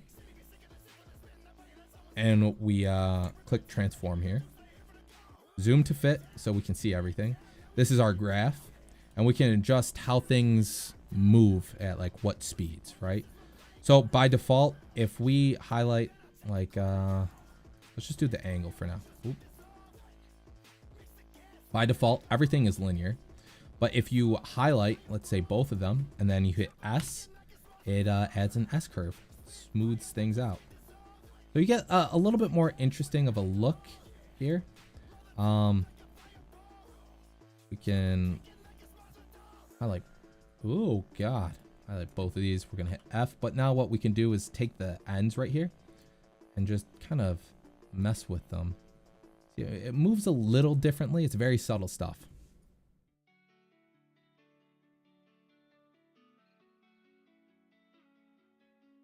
Bro, how are you so good? What do you mean, bro? Like, this is basic stuff. You should be able to do this no problem. It's not like technical or anything.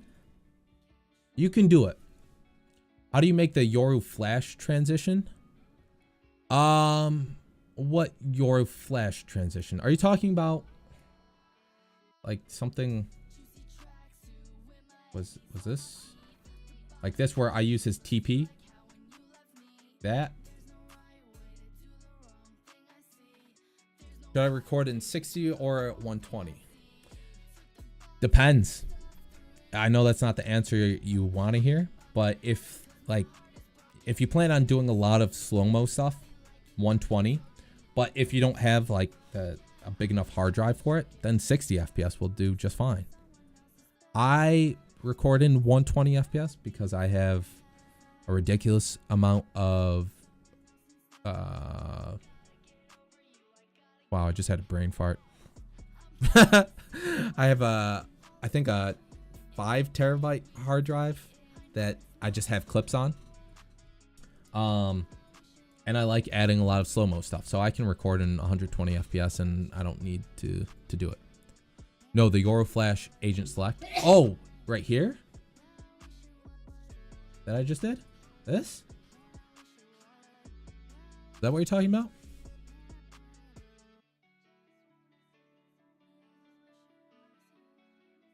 I gotta fix the delay on this. I hate talking and then it's like 10 minutes later.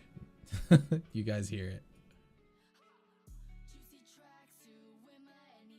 Basically, this is just a match transition.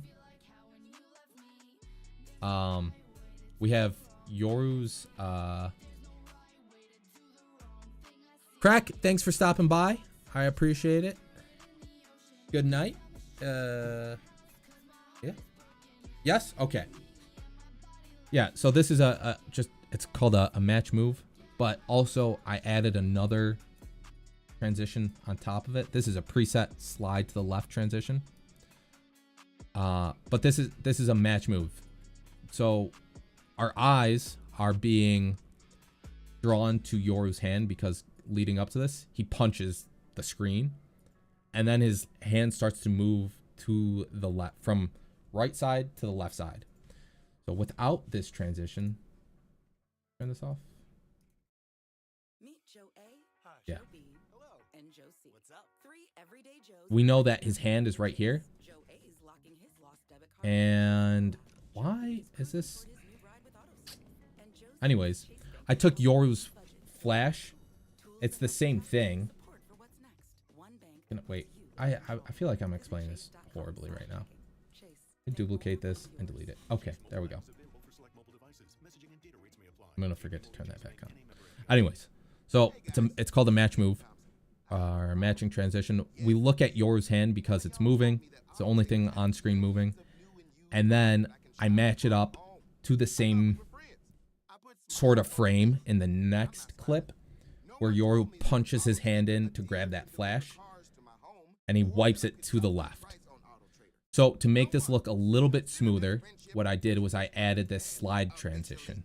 It's a slide to the left. You can see the screen moves, right? And I added,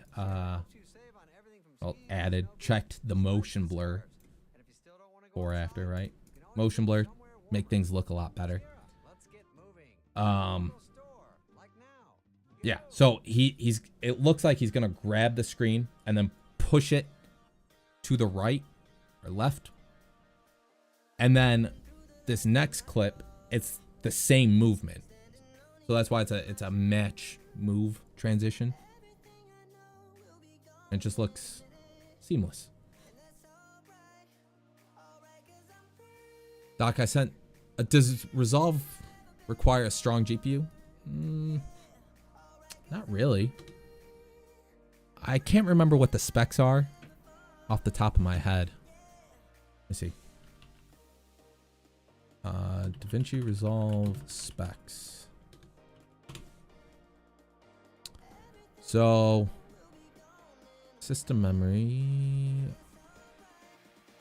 Let's look at this. Nope, that's not Davinci Resolve's website. That's not. Why is this so difficult to find? Oh, okay. Integrated or discrete GPU with at least 2 gigabytes of VRAM. So that's it. With that being said, it does help to have a beefier GPU. I don't have anything crazy. I have two 3060 Ti's. Yeah. Doc, I sent something in the server, a reference on your latest color correction tutorial. Is that what?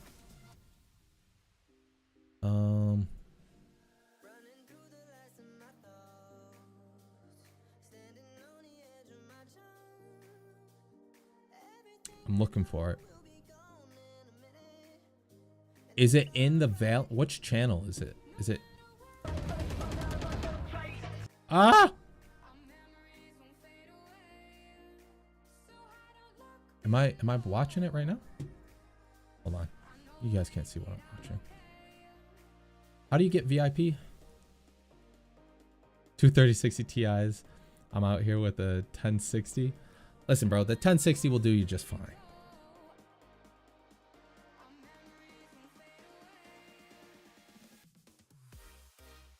Or was it in self promo? Which channel is it in?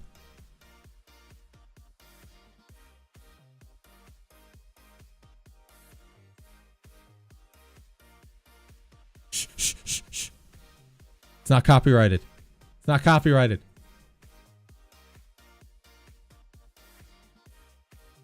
Oh, yeah, that one. Oh, okay, so I did have it up.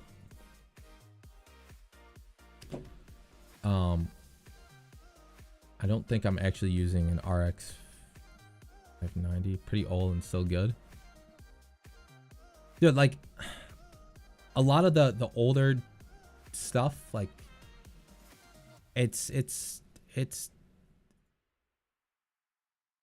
fine. Like you don't need to have the latest and greatest thing.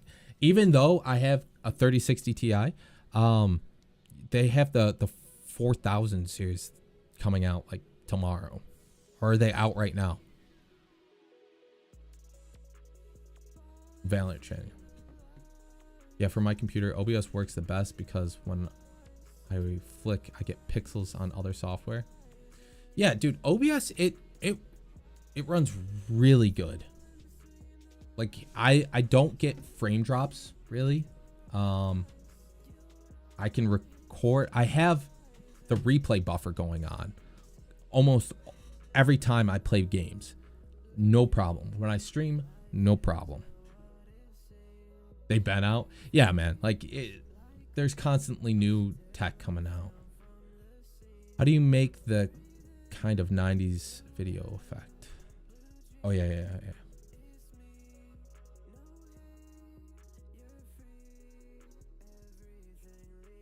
It looks like it's got like a crop.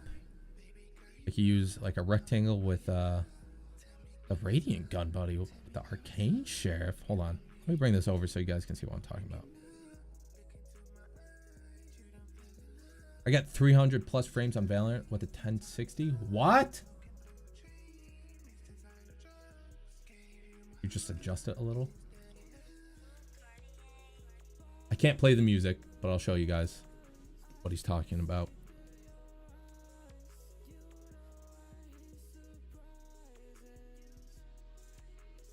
Which effect is that? Oh, and then you got the zoom ins and zoom outs. I'm just noticing that.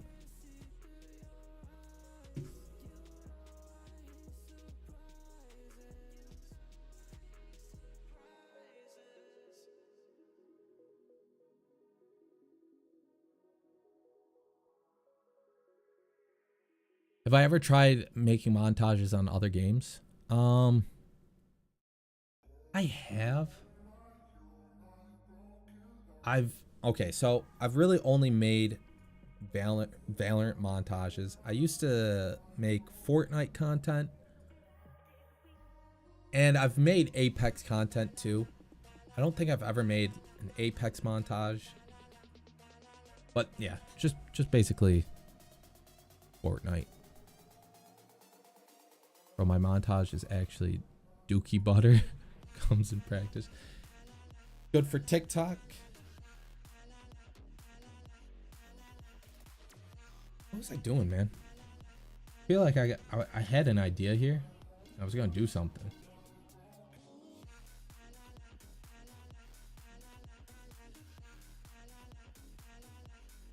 Oh. Art Doctor is radiant? No, man. I am plat. But to be fair, like I don't play ranked like that, man. I've never really done that. Except for my Fortnite days. I'm old, so it doesn't make sense for me to grind for ranked.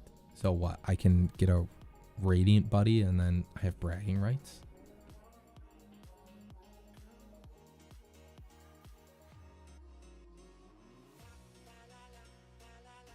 get over how good it looks. I'm losing my mind. Yeah, I like this color correction that I did. Do you export your videos in 24 FPS? I mostly render my videos in 30 FPS. I think this might actually be a 24 FPS video. Nope, that's a 30 FPS video. Get alright, buddy. More views on TikTok. I wish, man.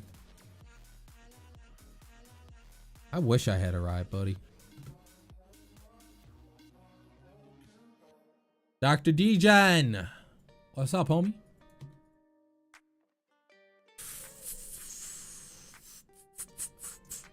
You know what was clever here with this color correction? Was okay, so if you were in the stream since the beginning, I added glow to these bars, right? Just so we got a little bit more light around this area. You know, a little bit here. Make it look more like light, right? That makes sense. But here, I can't just add glow because we don't have those lights. But we have a bit of light right here, right? You want to know how I did that? So, I still have the glow node, right? That's where we're getting this from. But right before it, what I added... This is what it looked like before without adding this fake light. It doesn't look that good. Like it looks like just bleh. You can really see the vignette up top. So what I did was I took, get out of here, gallery. I took a curves tool and just made a little like square, really brought out the outside edge, and then I bumped up the offset on it. That's it.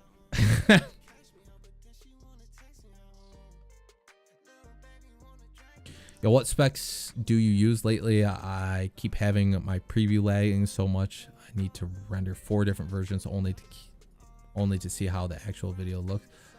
I have a Ryzen 7. Can't remember. Ryzen 7 something. I think they only make like 1 or 2, right? 2 different versions of it. There's like the regular and then the X. I think might have the X. I'm not sure.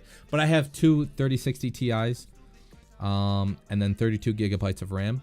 If you're having problem with playback, what you can do is, well, there's 2 ways you can fix it, right? Like you said, you can render. You can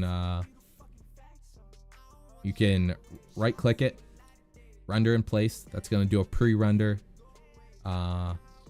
You know, playback's going to be smooth because you don't have effects on it. The other thing that you could do is you go to playback at the top and then timeline proxy resolution. We're at full resolution right now. We can go down to half resolution. Wonder if we can't see this a little bit better. Anyways, half and then quarter. You can really tell quarter. That's but when you do, you know, quarter, you'll have really good playback. The problem is that you can't really see what's going on. But maybe that might not be an issue.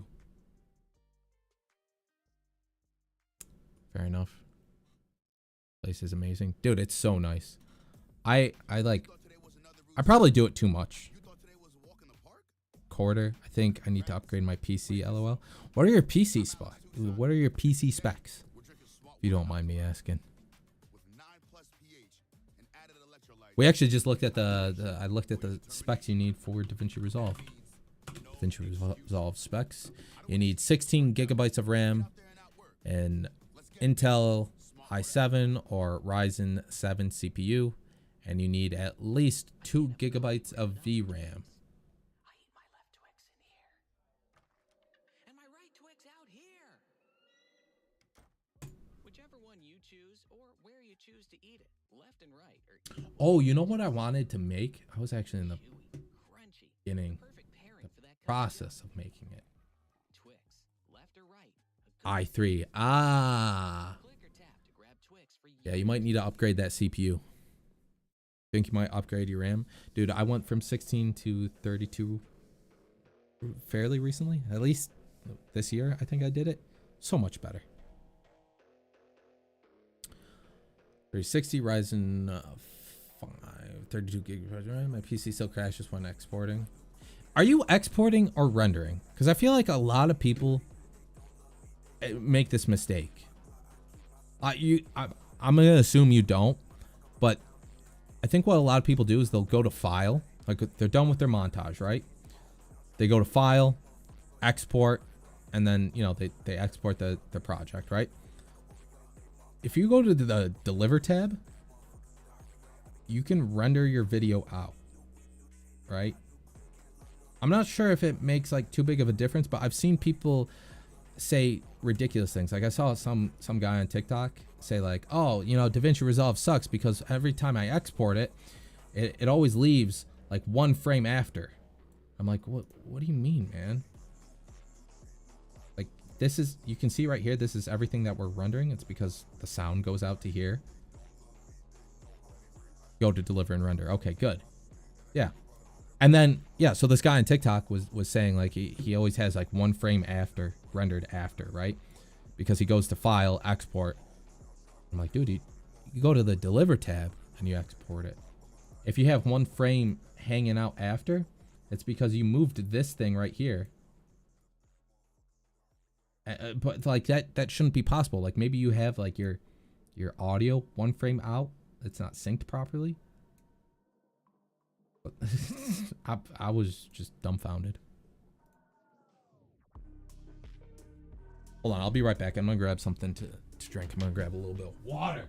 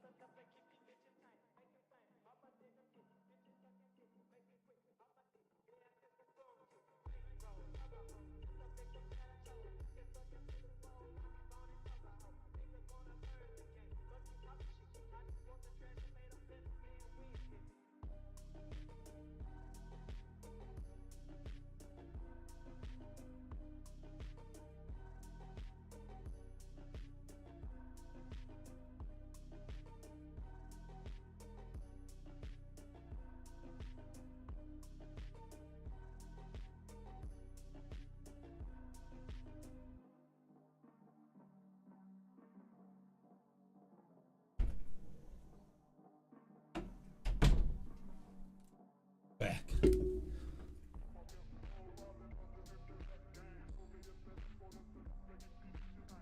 Think I'm going to change the GPU and maybe the RAM. Yeah, I mean that's not a bad move. All depends on what your PC needs.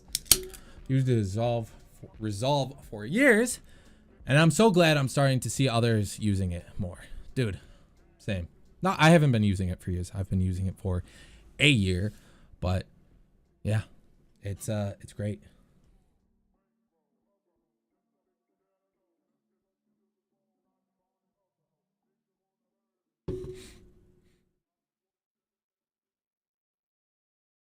But every time I got that bug, because I use motion blur plugin or something like that.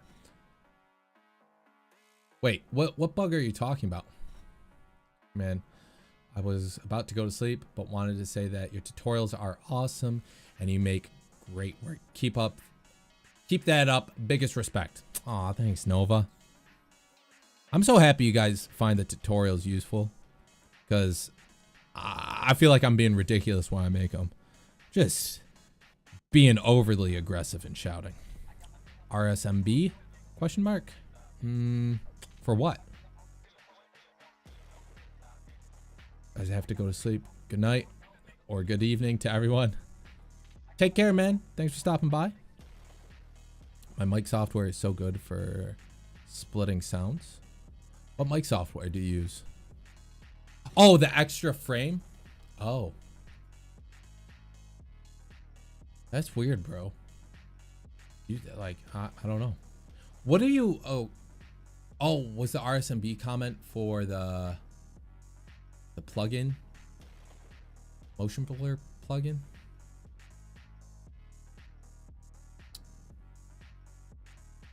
Among Us.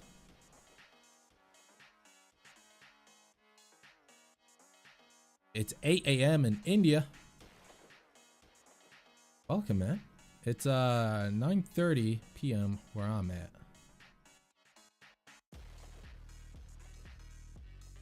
I use voice meter.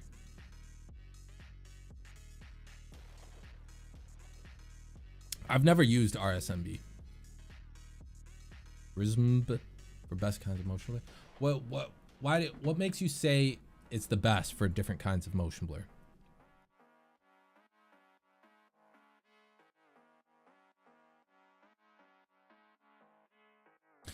I also use the studio version, but I don't really use the effect of motion blur. When I make something, hold on, maybe, what's going on here? Let me decompose original. Show you what I use. Why Davinci Resolve? There we go. It's fixed. Do I play Overwatch? God, no. This is what I use optical flow and vector motion blur. I think that looks great. See, like on Yoru's hand here. Lightest of smearing. Probably should turn off this radial blur so you can clearly see it. And you can also turn it up like a lot. Can you go even higher if you? Yeah, go even higher if you want. I don't know why you'd want 80. That looks awful. Oh my god. We are not doing that. But you could also, if you have the studio version, you could use motion blur. I think that also looks pretty good.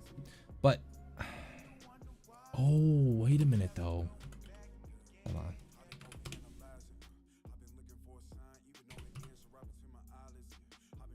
Hold on a second. Am I discovering something for the first time? Okay, so this is regular motion blur, and I think this is how real motion blur should look. Should almost be transparent, right? Or after, right? We turn these back on. Ooh. It's not. It's just blurry. I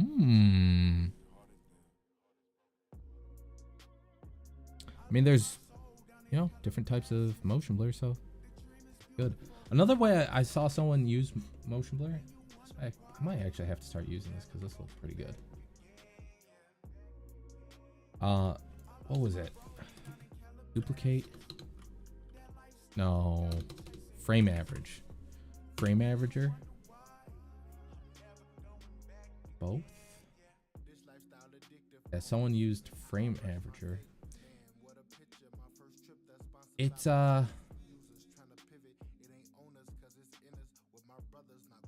you know, that's a lot.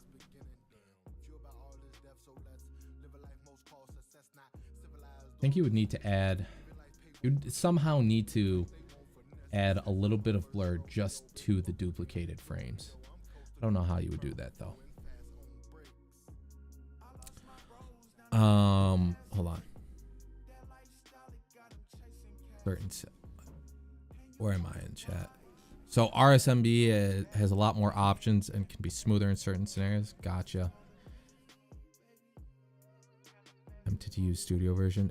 Bro, if you don't have the studio version of Davinci Resolve, you're missing out. It is so good. Not just for all the other effects, but also because it's better optimized. It runs way better. I feel like I want to master the regular version first before hopping to the studio. Yeah, you should definitely do that. If you use DaVinci Resolve a lot, like you find yourself using it a lot, I'm talking like, you know, you edit every day, definitely upgrade to the studio version. But if like you're just getting into editing and you're just getting into DaVinci Resolve, like stick with the basic version first, the free version. Get a feel for it. Because most of the stuff, like all the stuff that you saw that I had earlier. Hold on. Actually, it was just this. This is all in the free version. And we get a little bit of lens stuff. And we get motion blur. That's great. Basically all of my videos have been done in the, the free version.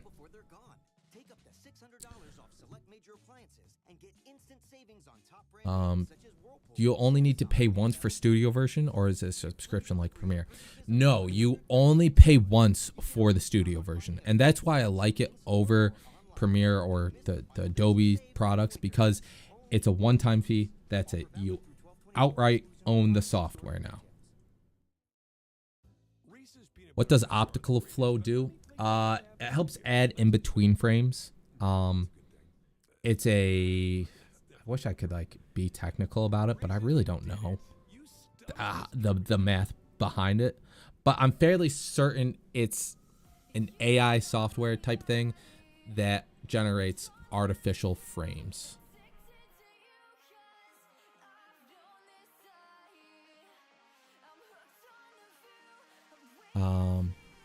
Just Pirate Studio. I mean, you could do that, but why? Like, I get this all the time when I post a video about DaVinci Resolve on TikTok.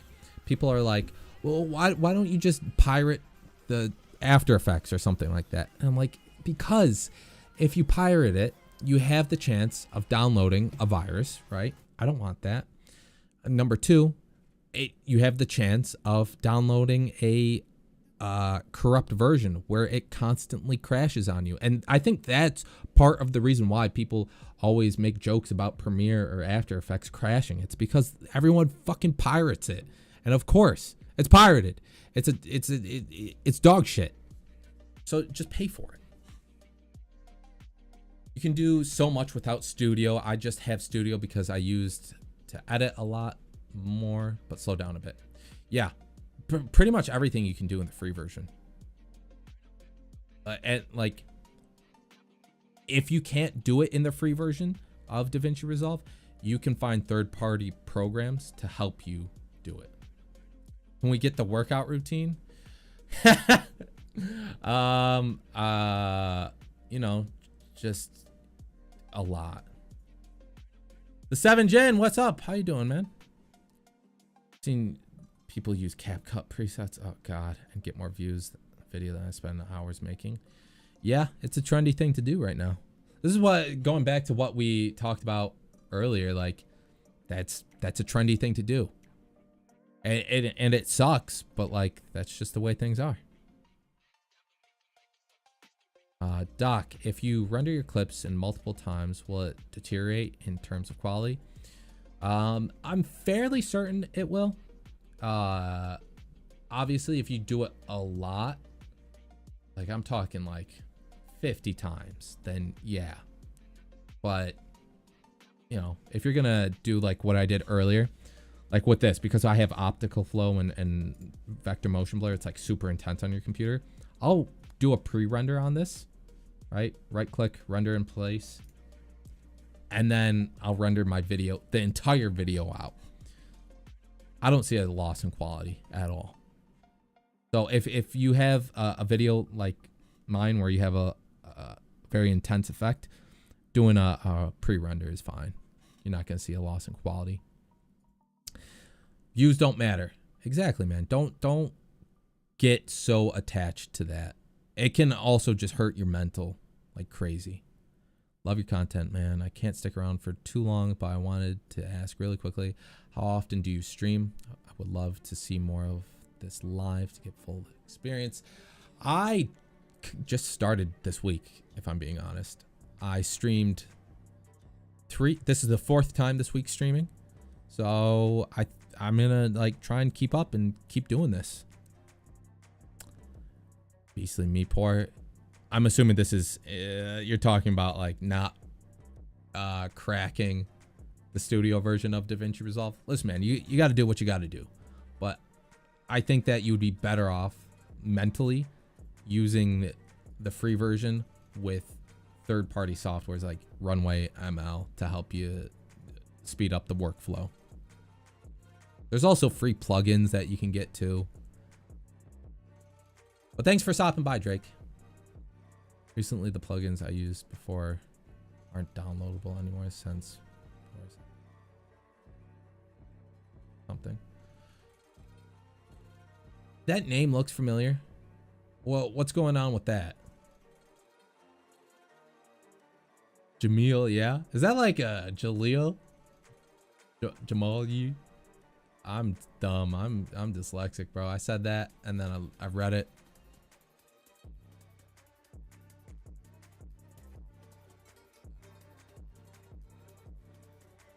You were super excited to see the thumbnail. Yeah, man. I'm working on this edit. I can't play the audio, which sucks. Weird that this song's... I hope that I don't get in trouble for using... I'm listening to a Spotify playlist right now of copyright-free music. I don't know if all of this is copyright-free. Fart Doctor is so underrated. Aww. Yeah, this is what I'm working on right now. Like I said, can't play the audio. And it kind of sucks because like the intro is so cool.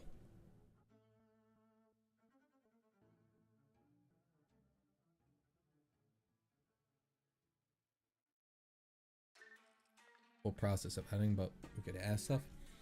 Yeah, I appreciate you stopping by, man. Because you didn't say bye, but I feel like that's gearing up to the bye. But yeah, I definitely want to do more of these types of streams.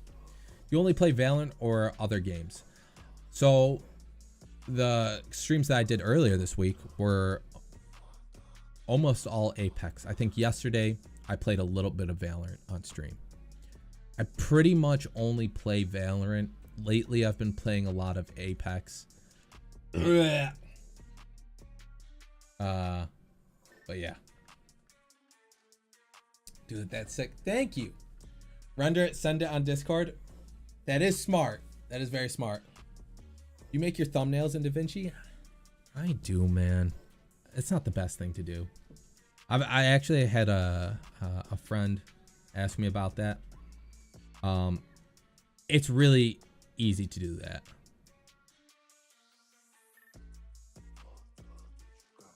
Oh, he made cracked Boris FX tutorials on copyright strike. I mean, can you be mad at him for that? I'm getting into Apex recently too. Dude, Apex is so fun. I mean, and like Valorant has been feeling a little stale lately, but Apex, it's so nice. I would go full time on Apex if they had better creator tools, like, you know, a replay system, and if it was better optimized, because the game's like, yeah, I love Valorant just because it feels so good. It runs so smoothly. Try the actual plugin. Yeah, man. I mean, if they're showing a tutorial about how to crack it, and then they say, well, don't do this, like, I don't know, that's a little shady.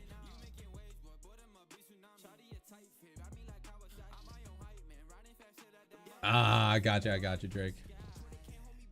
When is Valorant replay? Dude, I don't know. I can't tell you how long I've wanted that, or how badly I want that, I should say. And then I think it was like earlier this year, they put the State of the Union type thing, and basically they said, anyone who wants a replay system, get fucked. Battle Royales are just looting and running simulator, and I find that super boring. I agree, but Apex has the arena mode, which is super fun. Or so much fun. Dude, I really like CSGO. I don't play it as often as I'd like to, but it's really good. Any tips for getting cinematic shots with no friends? Build a lot of computers, I guess. Or what you can do is, you know, play spike rushes, talk to people, be social, and then just ask them. That, like, I'm not joking. Virtually every cinematic, hold on. Virtually every cinematic that I have where I'm getting shot is filmed with a random that I met in like a spike rush. Hold on, let me just show you real quick, because I did that for like the last, I can just go to YouTube. What am I doing? The last montage that I made, that's what I did. I had one shot that I needed a friend for, couldn't find anyone, and then just asked a random. So it was this. I can't play the audio because this is also copyrighted music. But so I filmed all this by myself, right? Again, still by myself. Still by myself. And by the way, when I say by myself, my girlfriend has a computer that I borrow. So like getting this, where we have yours perspective and chamber, I set her computer up and then I can do this. But it was this shot, this one right here, where Viper gets shot. I can't film this stuff by myself because someone needs to actually shoot me. So I go into a spike rush and I'll be like, hey, can anyone queue up into a custom game with me after this and shoot me in the face? It'll take no more than 5 minutes. And pretty much every single time I say that, people say yes. I don't explain to them like, hey, my name's Fart Doctor. I have X amount of followers on TikTok, X amount of followers on YouTube. Like, I don't try and like coax them by saying like I'm famous or anything. Like, just ask, like, see if anyone's being friendly. And most people say yes because they're like, oh, it's gonna take 5 minutes. Record cinematics in CSGO. I've never looked into that, but isn't it crazy? Like the capability of their replay system. This is why Rocket League is better. I've actually never played Rocket League. I have one friend that plays it, and he is constantly trying to get me to play it. But CSGO's movement is too slippery. Yeah, it's like you're on ice. 6,000 hours on CSGO. That's crazy. How many people would be interested in helping cinematics for a game they're playing? Yeah. Another thing too is like when I'm filming these cinematics with people, I like, you know, I talk to them, try and get to know them. A lot of the time, these people are also content creators. You know, they might stream, they might make TikToks. And I ask them, like, hey, do you have, like, a TikTok that I can shout out? I tell them, like, I'm going to post this on TikTok and YouTube. Do you have a stream I can shout out or a TikTok I can shout out? I met this one girl who did art. She made art. She only posted it on Twitter. I was like, do you want me to shout that out? And she goes, no, that's okay. But, yeah, like, you'd be surprised like how much content people create.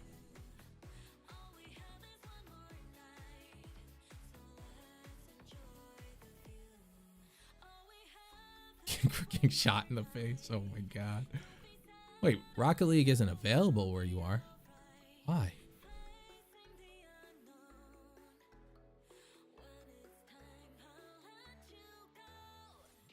Interesting.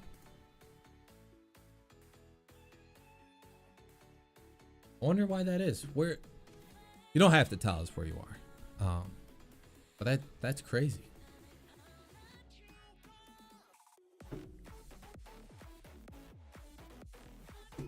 Oh, I keep forgetting I was doing this depth map thing. Do I have the playback right?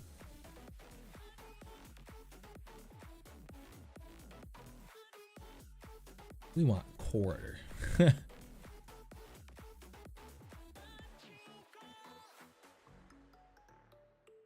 Basically what I wanted, this is what I was doing like in the very beginning, right? So we have this edge detect. I think this looks pretty neat, okay? But I think it would look really cool if we could get it to kind of like, I don't know, pulse through or something. Are deathmatch clips W or L? I don't know, man. Do like do what you think is good, right? Because I've definitely seen like viral deathmatch clips. Speaking of helping with cinematics, if you're interested, you probably put a channel on your Discord and ping people when you need help with cinematics. I've done that in the past. I always feel, I don't know, I feel weird asking the people in Discord if they can help. I don't know what it is. I feel weird. I feel like they are more likely to help, but for whatever reason, I'm like, I don't want to bother them. They're kind. They watch my videos. That's enough. They don't have to work any harder. But yeah, I wanted to use this depth map with the edge detect to kind of get this to pulse. And what I should do is just that, something like that, you know? Maybe I should invert it. What if we start here, right?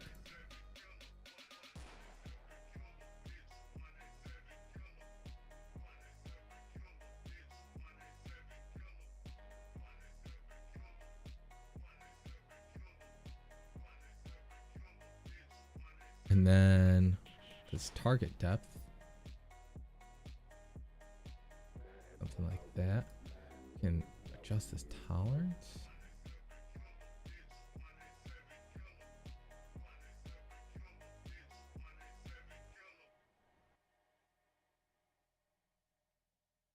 You gotta leave the tolerance default just for now. We'll figure it out later.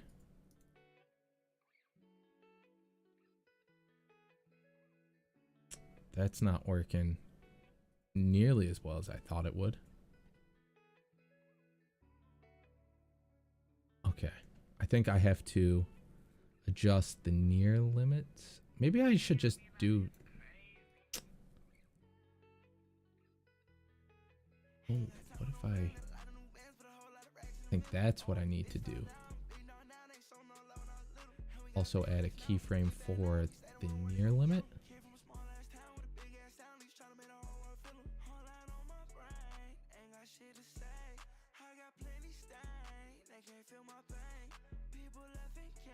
Maybe I should just do the near limit only, not target depth.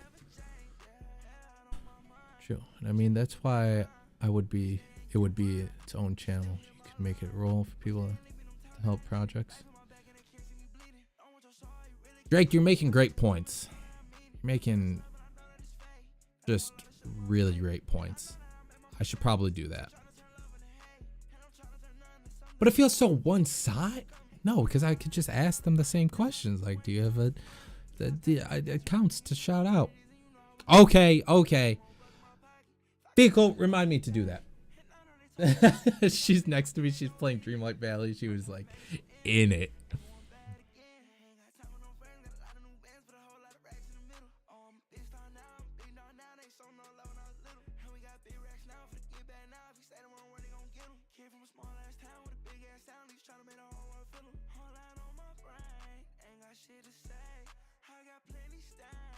Okay, I don't like how that flickers in the beginning, but I think I can fix that by just getting rid of this.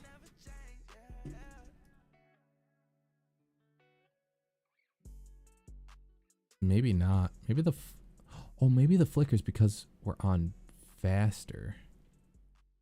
Crap.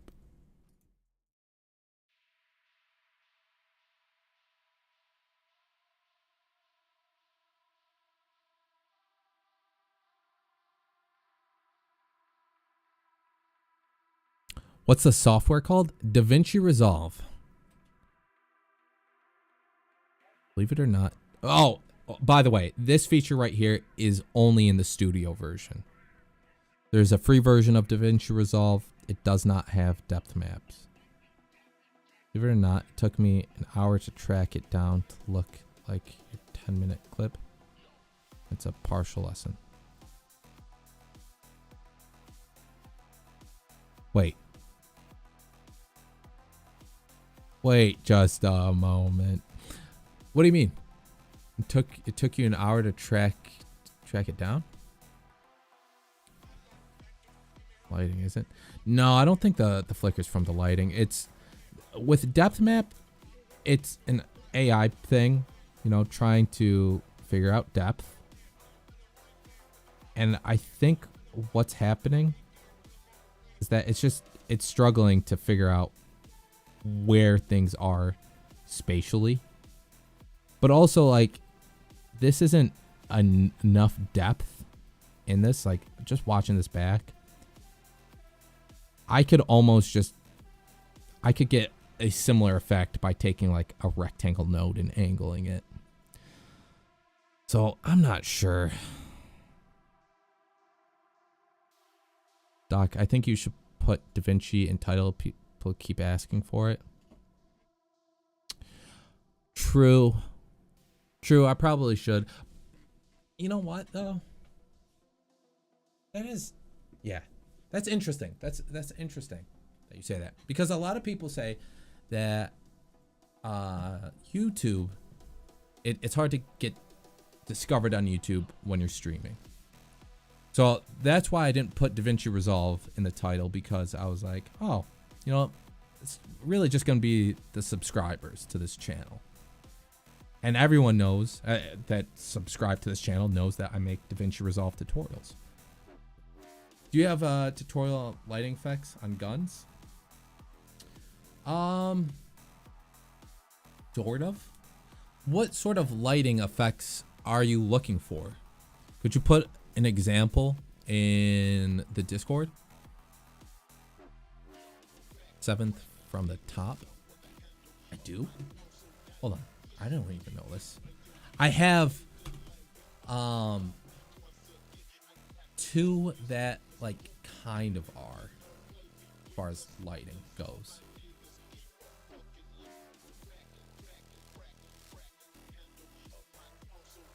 I have lightning. Actually, I think I have a lot now that I'm looking at it. No, I don't. Just a glow effect on the vandal. Are you talking about like the glow outside? Ah, yes, the outline. Yeah.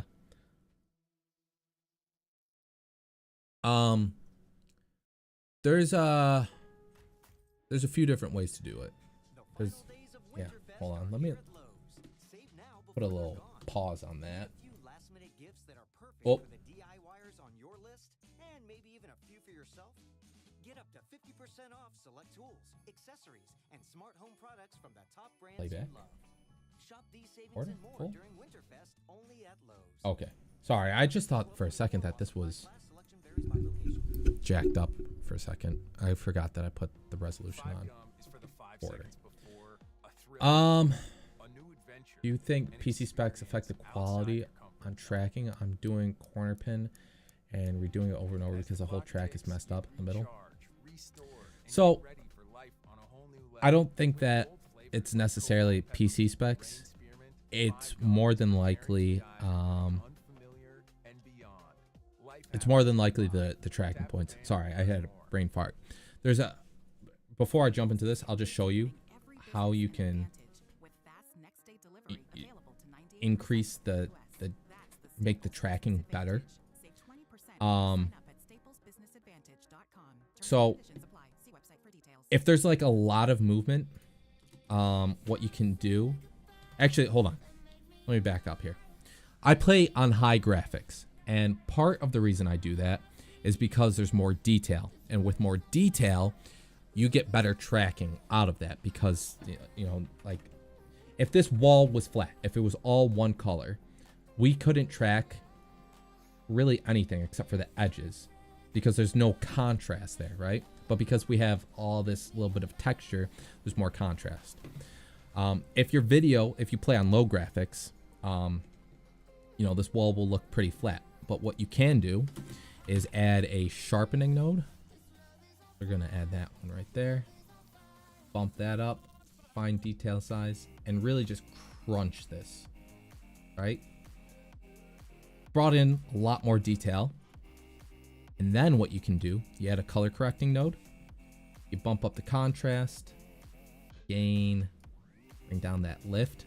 So now we have a color contrast as well, not just the sharpness. And then what you can do is start your track. Hopefully this will show you the before and after of different tracking points, so I don't look like a silly goose talking about this.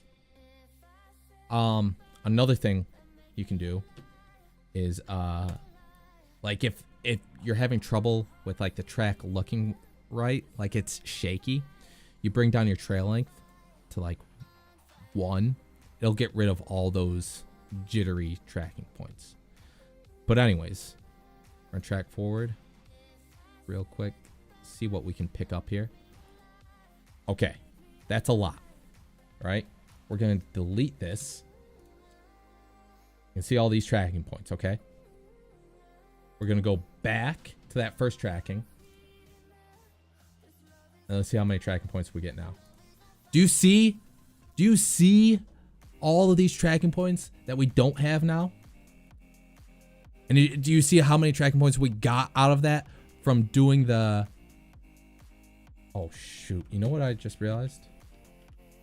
Wait, Control Z, Z, Z, Z, Z, Z, Z. What I should do instead...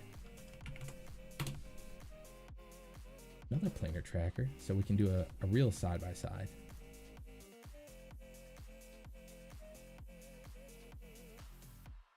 Huh?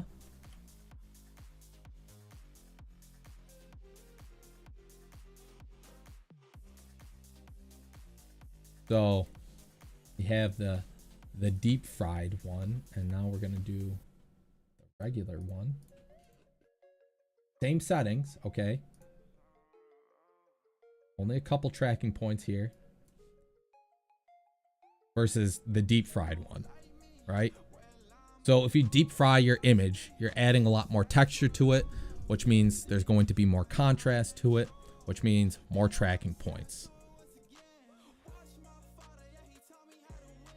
So just add in that sharpen and the color corrector, so you can get this disgusting look, but it's literally just for the tracking. Glow effect. There's a few different ways you can do that. One way you can do it is if you have a planar tracker, right? We can get some tracking data out of this. Gonna outline it. This is one of the ways that I've done this in the past. Same thing, hybrid point / area, set your reference point, bring down your trail length, we're gonna track forward. Okay. We're going to create planar transform. This is all of our tracking data in a separate node. I just like doing this so that you can see all of the different nodes. It's a lot easier, a lot cleaner. We don't have to open things to open things. Bro, do you VOD review your viewers editing? I probably should start doing that. You should do a montage that's just stuck on that deep fried texture. Oh God, bro. I think I've done that as like a meme before though. So we're dropping down this merge, dropping down or connecting the planar tracker to the merge. Gonna add a background, connect that to there, and we're gonna add a polygon node. This is gonna happen. It's okay. We're just gonna turn it off real quick. And now we're going to outline. I'm not gonna do like a super crisp outline because that will take forever. But you just do a basic outline. Not a basic outline. A super nice looking outline. Yeah, I'll go under here. I'm gonna turn this back on. Okay, so we have this. We don't want this like this. This is bad. Okay. We're gonna turn off solid. Invert? No. What is happening? Excuse me? Oh, okay, it was just a bug. So anyways, turn off solid, and then you bring up border width. And now what you can do is add, you know, change the color. Under your background node, between your planar transform, you're gonna add a glow. You could use soft glow. I really like that. Glow size, we'll bring that up. And now we have, oh. It's tracked. That's one way of doing it.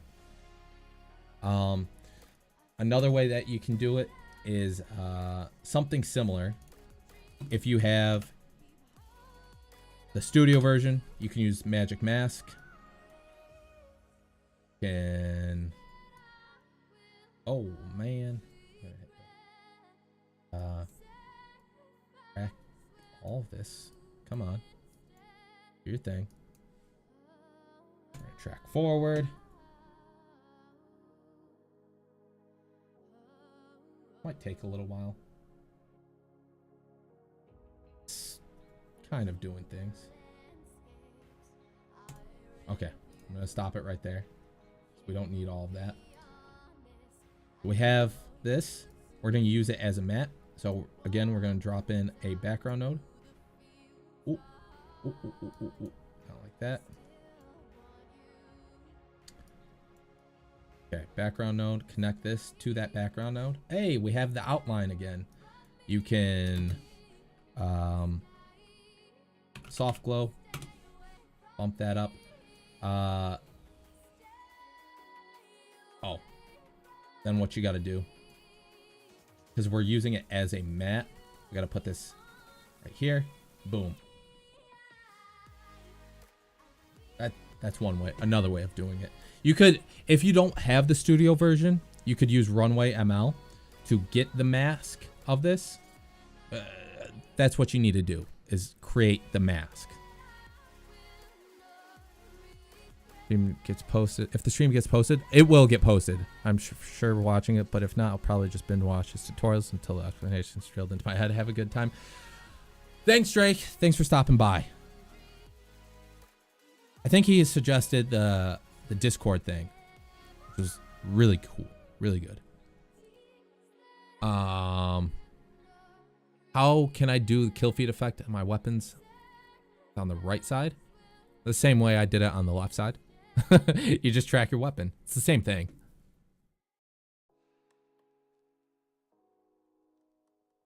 Yeah, you guys figured it out. You didn't need me. By the way, this is what it should look like, that glow. I think one of the montages that I made. Hold on, let me just look it up real quick.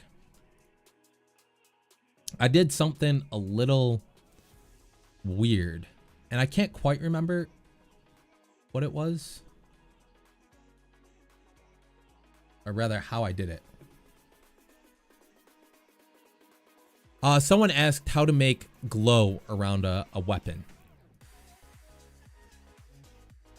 Oh, also I'm trying to make a montage, but you know, I'm just hanging out here. If you guys have questions about DaVinci Resolve, I am answering them as well. Ah, okay. Yeah, it was this one. I can play this. Hold on, let me double check.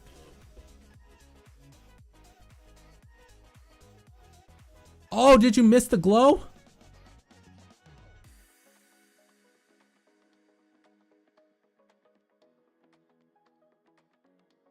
That was you who asked? Oh no.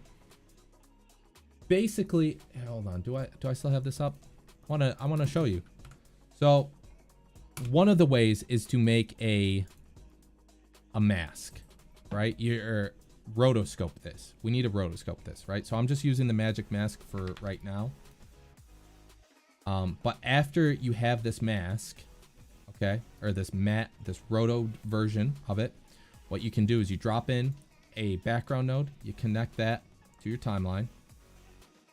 Why do you do this, Davinci Resolve? You hate me. And then you connect the output of your rotoscope thing to the background node. Then you'll have this. Doesn't look right, but that's because we need to make a copy of it and put it after. So boom, we'll have this. And now with your background node, what you can do is add a soft glow after it. Just red so it's easier to see. And there you go. You got glow. Another way, if you didn't want to do that, is to do some tracking. So get a planar tracker, right? And this is the way that I've done it in the past. You know, adjust your settings, make sure it's all correct. Do a little bit of tracking here. Why? Oh, it did work. Okay. Create a planar transform. We're going to connect that. We need a merge. We need a background node. And then what we need to do is take a polygon node. We're going to turn off the background so we can see. You take this polygon node and you outline it, right? I'm not going to do a crazy outline because that would just take forever, but you take your time, make a nice little outline. Almost like you're rotoscoping this. There shouldn't be a lot of movement because it's your weapon, right? It pretty much stays on the screen. Turn on your background node. Oh no, this happened. Don't worry, it's okay. We're gonna uncheck solid. Nothing happened. Again, it's just a bug. You adjust your border width. There we go. So now we have this sitting on top of our outline of our gun. And then same thing, soft glow. I'm gonna make this red. There you go. We got a nice little glowing outline. One of the things that I wanted to show you though was I did another glow effect and wanted to show you guys the montage. I just want to make sure that I didn't get like a copyright thing before I show you, because I'm sick of showing videos without music.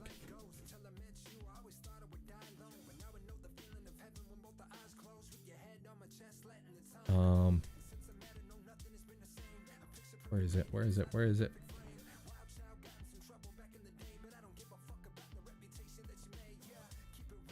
What is this Limp Bizkit music playing? Oh, okay, yeah.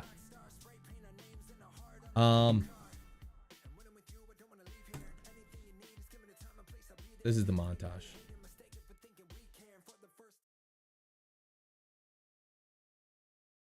So I added a glow effect to this. It's a little different.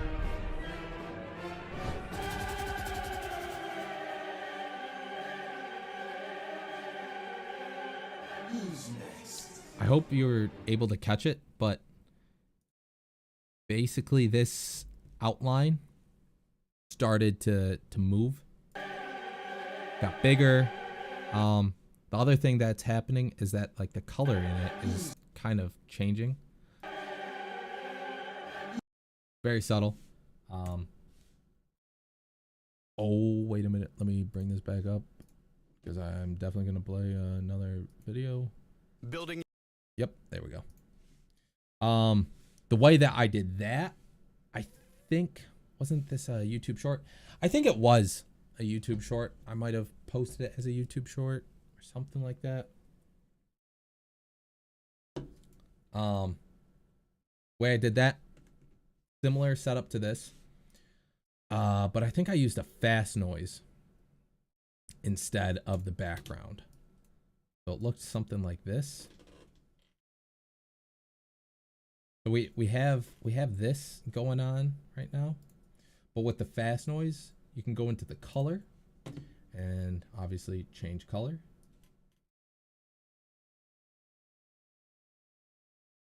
And then we can animate it. And in your polygon node, you bring up that soft edge just a little bit. And what you can do is, if you want it to get bigger over time, like what I had there, is I took the border width and I added a keyframe and then brought it out some more. So now you see it gets a little bigger, a lot bigger in this case. You mask the phantom with the scent green screen and replace it altogether. For that montage, that's what I did.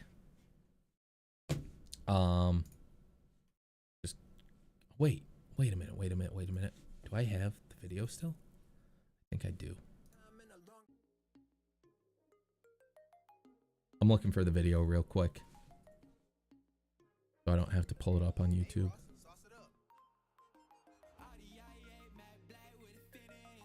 I do.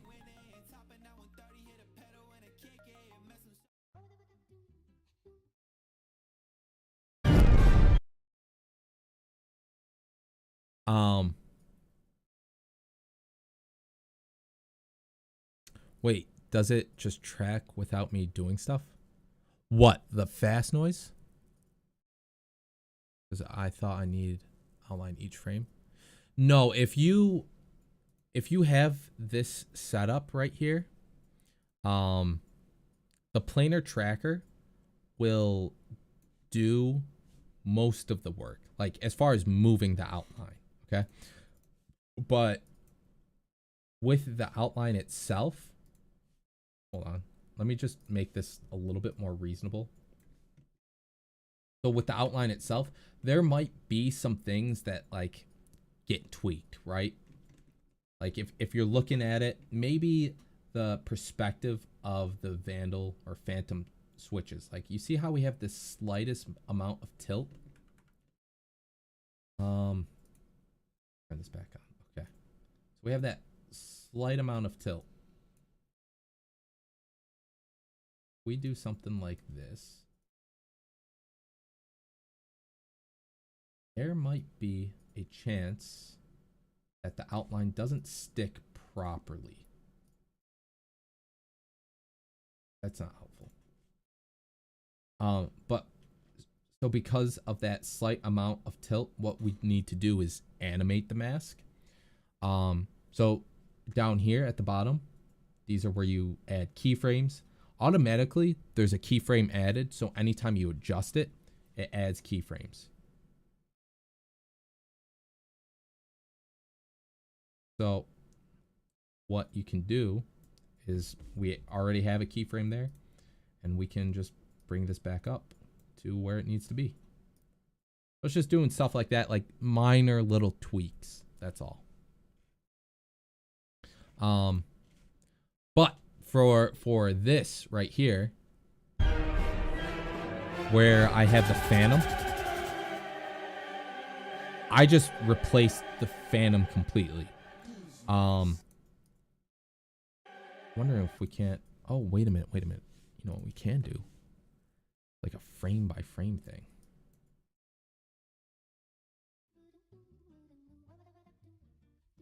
By the fact. Good luck, homie. If you run into any problems, I'm here. This effect right here. We go like frame by frame. You'll notice that right there.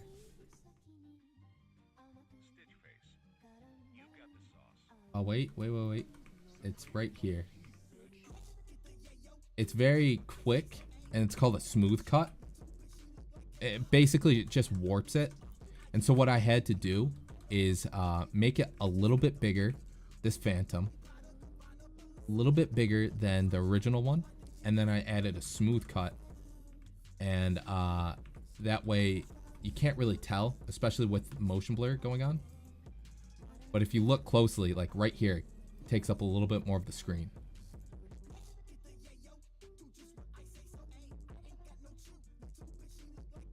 But yeah, I like using the green screen because on like the Prime Phantom, we have glass and you can see the blue behind the glass. So I like that opposed to like rotoscoping it.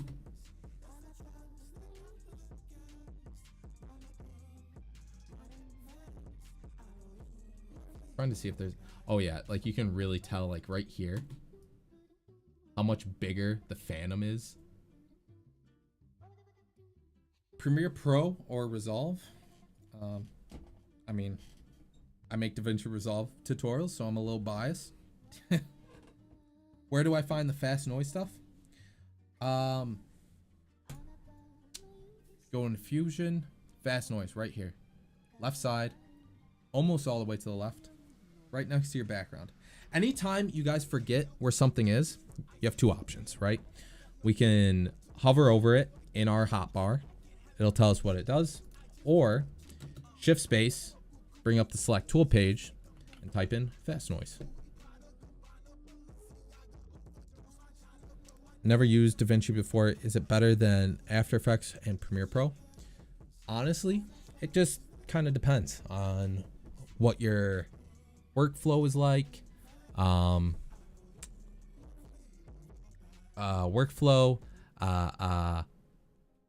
also like what you're creating. Like DaVinci Resolve has a better color grading system than Premiere Pro or After Effects. So if you like doing a lot of color grading, then you know, DaVinci Resolve is better. If you are looking for a free software, then DaVinci Resolve is better. I would say the biggest drawback to DaVinci Resolve is that there isn't a whole lot of tutorials on it. Like the tutorials that you'll find are mostly creating like cinematic things, right? Like movie tutorials, like how to color grade your clips, basic effects that you could do in the edit tab. But there's nothing really like, it's very hard to find tutorials on like their 3D program. They have a pretty good 3D program. Let me just bring this in here. We got a camera. Boom. We need a render. Oh, that's a tracker. Render. I'm not saying that I know a lot about the 3D software that they have, but it's a thing that you can use. Oh, there we go. You gotta type in text.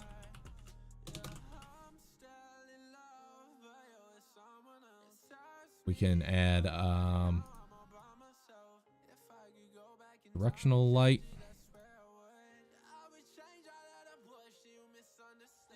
And then in our renderer, we need to turn on lighting and shadows. And in our light source, we need to, oh, not, can change there. Now you guys can really see the 3D-ness of this. But yeah, there's just not like a whole lot of tutorials about the 3D side of DaVinci Resolve. So yeah, that's the big thing. Tutorials. That's why we have You Fart Doctor. Bro, I'm struggling finding tutorials. I need someone to find tutorials. What's going on, Andy X? Thank you for helping out with the tracking stuff. Need to go. I'll try to hop in to your next stream later. Thanks for stopping by, man. I really appreciate it. I'm glad that I could help you out with the tracking. By the way, if anyone in chat needs help with their DaVinci Resolve stuff, just ask away. Also, speaking of like the 3D software, look at how cool this is.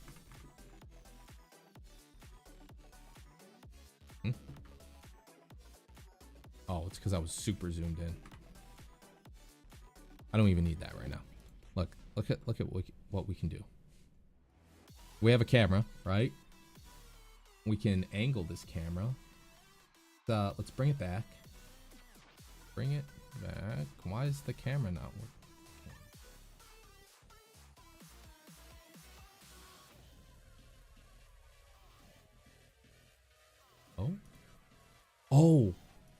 the camera's plugged in wrong.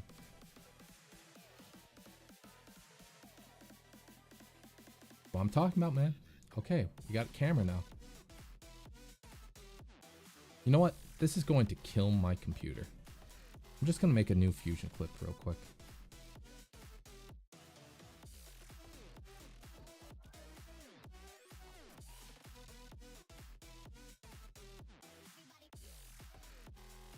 Anyways, camera, right? Cool stuff here. What we can do is some animation to it. Where is pivot? There we go. Pivot. Now we're attached to this. Okay.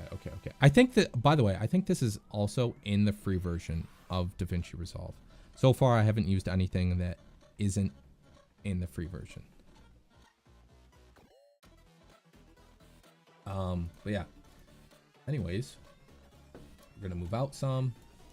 We're gonna bring the camera back.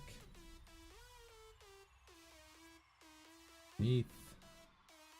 Right. Look at this. Isn't that cool? We can also change like the camera, the graph of it.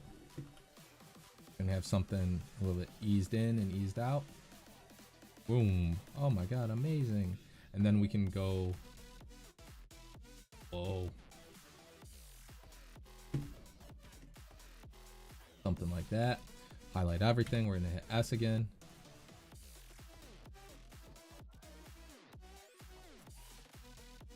Yeah. So cool. I wish I knew more about the 3D stuff. Do we need plugins for DaVinci? I mean, plugins can help. I don't use any. I'm sure that they would speed up my workflow, but it's not necessary. You definitely don't need plugins. Like I said, I don't use any. But like just think of plugins like presets that you can use, right? So like if you wanted a transition, this film drop transition, the bounce and fall, crash and zoom, these are all preset transitions. You can find plugins like this where all you have to do is you click it, you drag it over the top. Go. But like not everyone uses these. I don't use this ever.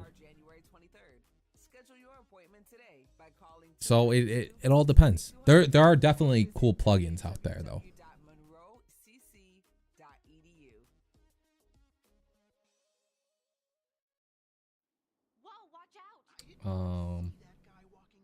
That was way too close. If you walk at dawn, dusk, or after dark, you can see headlights. But can drivers see? This is the video that I'm working on, and I'm kind of stuck. I have some clips that I can use after this. I'm not sure yet. A message from the Governor's Traffic Safety Like the Committee bind and thing, New though. York State Departments of Health and Transportation.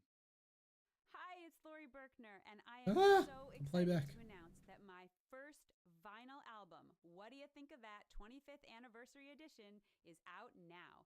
Tap to get your copy now. Playback.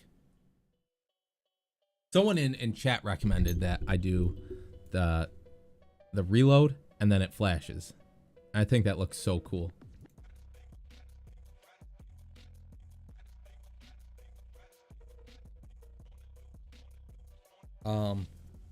Yeah. I do know this is what I want right here. I can't really know what to do next. This is my mistake. I can't really know what to do next because I always base things off of the music, right? The beats of the music. You can see some markers right here. They're lined up with the beats of the song. The clips are lined up with that. I can't play the music because it's copyrighted and I don't want to get in trouble. So yeah.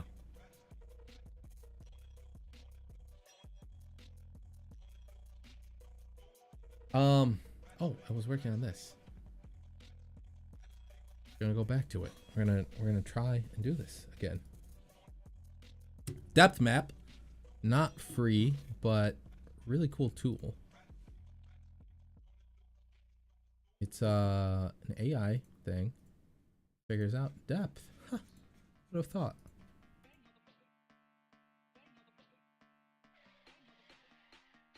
Weird that it doesn't, like, by default, doesn't see anything.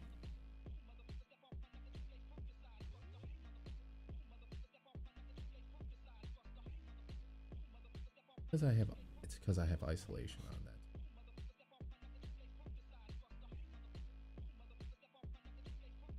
Couldn't tell. Isolation is you isolate a specific area. I think the reason why this isn't coming out the way I want it to is because it really can't tell depth all that well.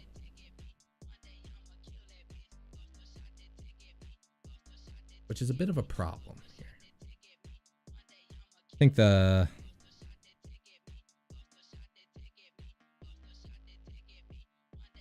What can I do here instead? It is Davinci Resolve. You know what? I need to put that in the title. I think there's a lot of people that are coming here that aren't subscribed to the channel. Which, by the way, if you're not subscribed, please subscribe. So that way you can see Davinci Resolve tutorials. What about camera shake on reload?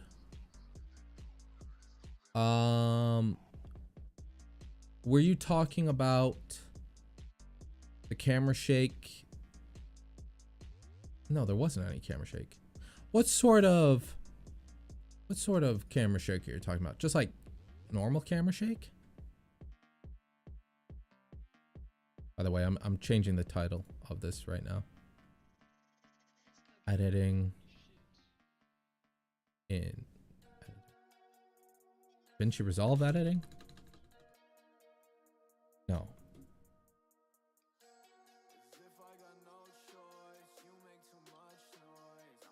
Honestly, I don't know if I'm gonna play Valorant tonight.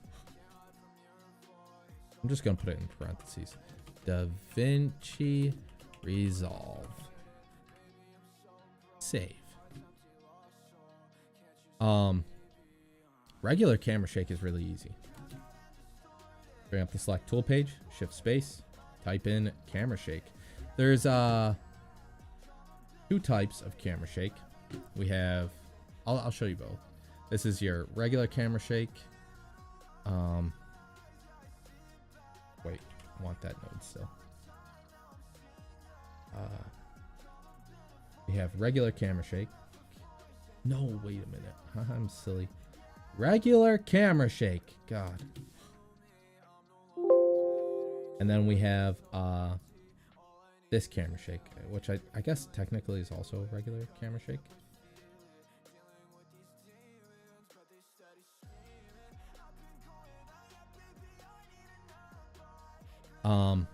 So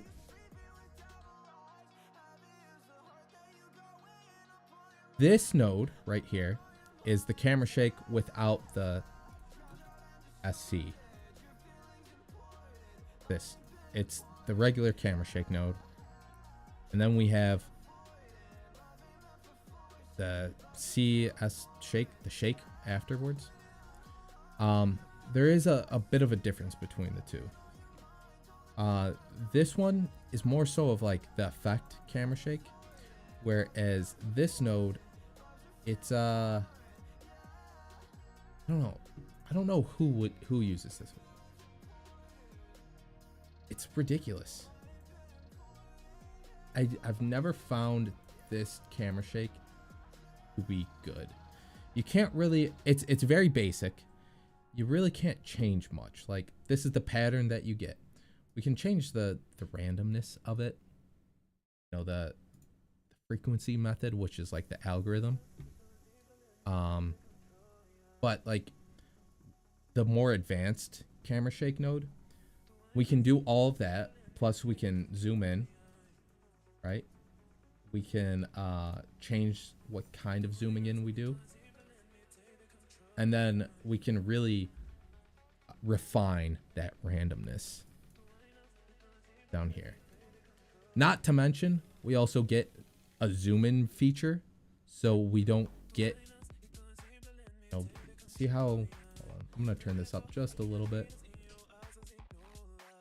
Slow this down. The checkeredness, that means we're taking the image off the canvas.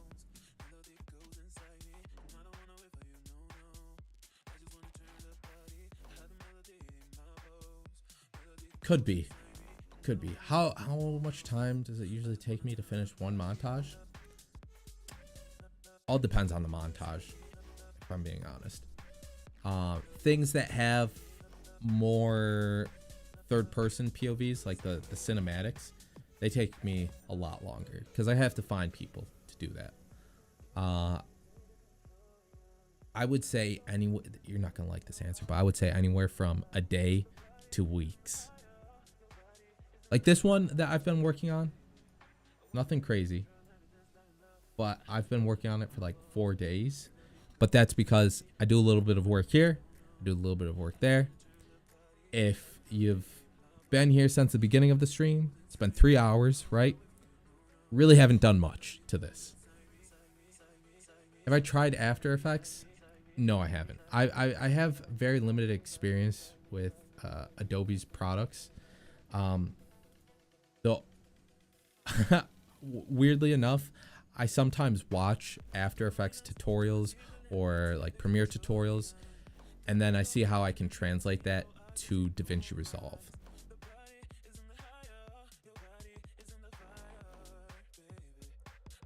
Most of the stuff transfers over.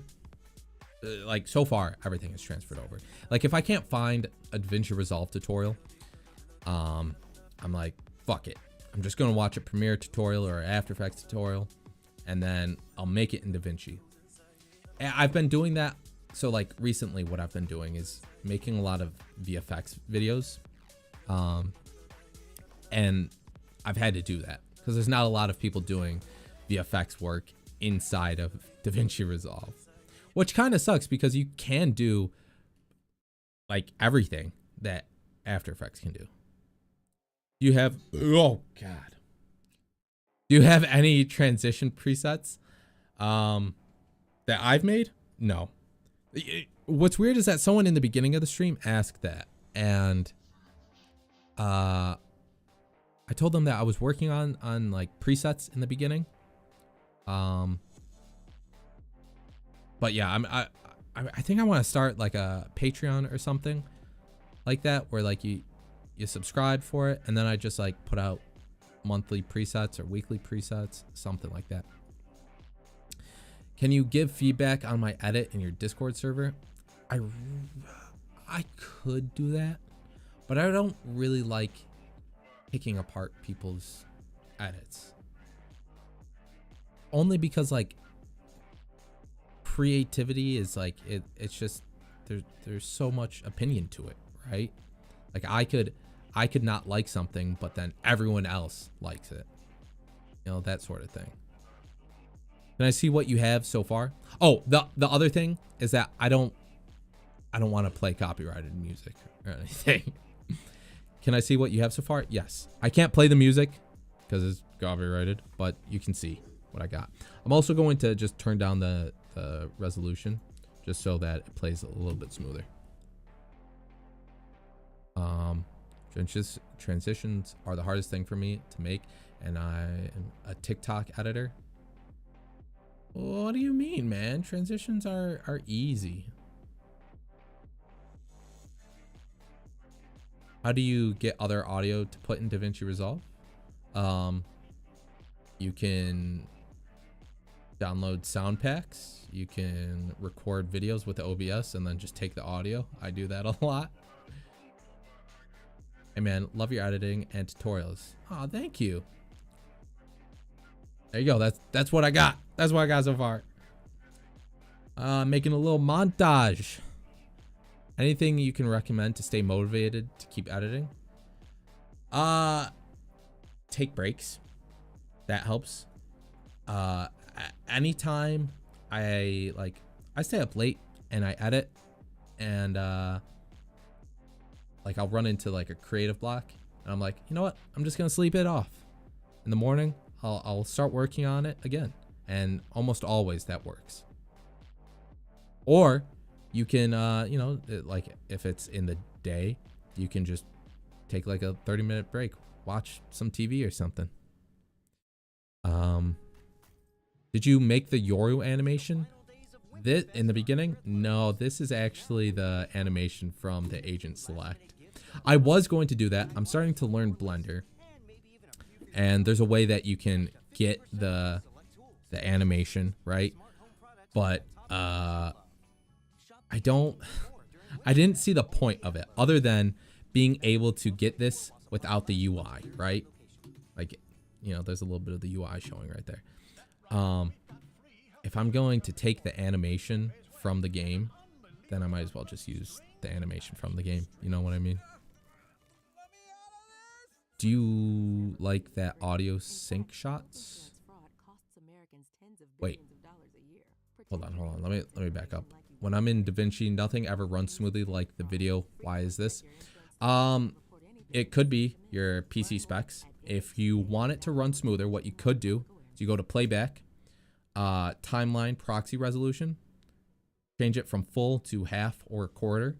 If it's still running poorly, what you can do is you highlight whatever the media is, right click, generate optimized media. That's one way of doing it. Another thing is, like, if you put on a lot of effects, like all of this has motion blur, which just kills your computer. I pre-render things because, like, I'm not going to change this. I like the way this looks, so just right click, render in place. You're good. Thank you. Do you like that audio sync shots? I don't know what you mean. This is wholesome stream after watching the goofy voice videos where I'm just yelling all the time. Yeah, I know. You want to know why I do that? It's because one time I used to make just like regular tutorials and posted them on TikTok, right? But one time I was drinking coffee and I made like the first half of the video normal, and then the second half, the caffeine kicked in, and I was just getting more excited, and by the end of it, I was just screaming, right? And I'm like, I don't want to re-record this. I'm just going to post it. And that video did great. It got like 200,000 views. So then I just started posting more videos of me shouting on TikTok, and those videos did great. And I was like, fuck it, I'm going to do that for YouTube now.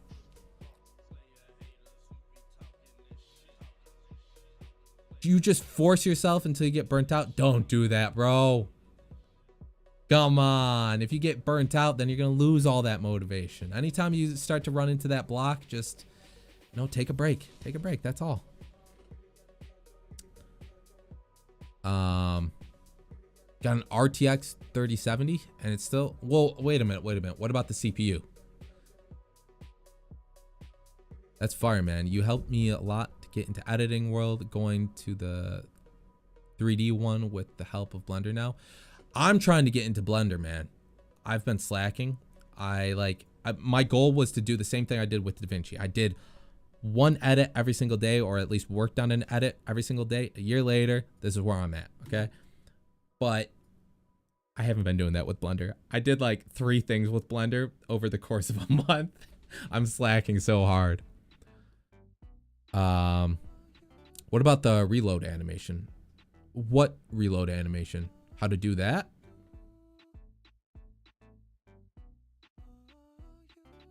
Do I do a reload Oh, that reload animation right here?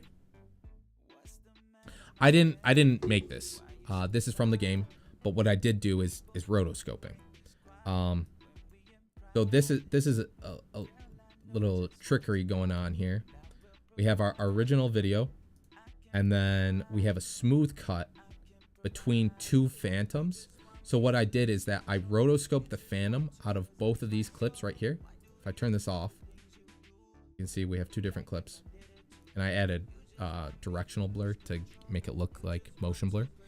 But without that motion blur, I rotoscoped the 2 phantoms, and then I added a smooth cut, which warps the 2, so it fits into the other one. And oh wait, no, you wanted this one. My bad, I'm explaining the wrong thing, man. So here I zoomed in on the reload, and then I think what I did. Oh, right. I zoomed in.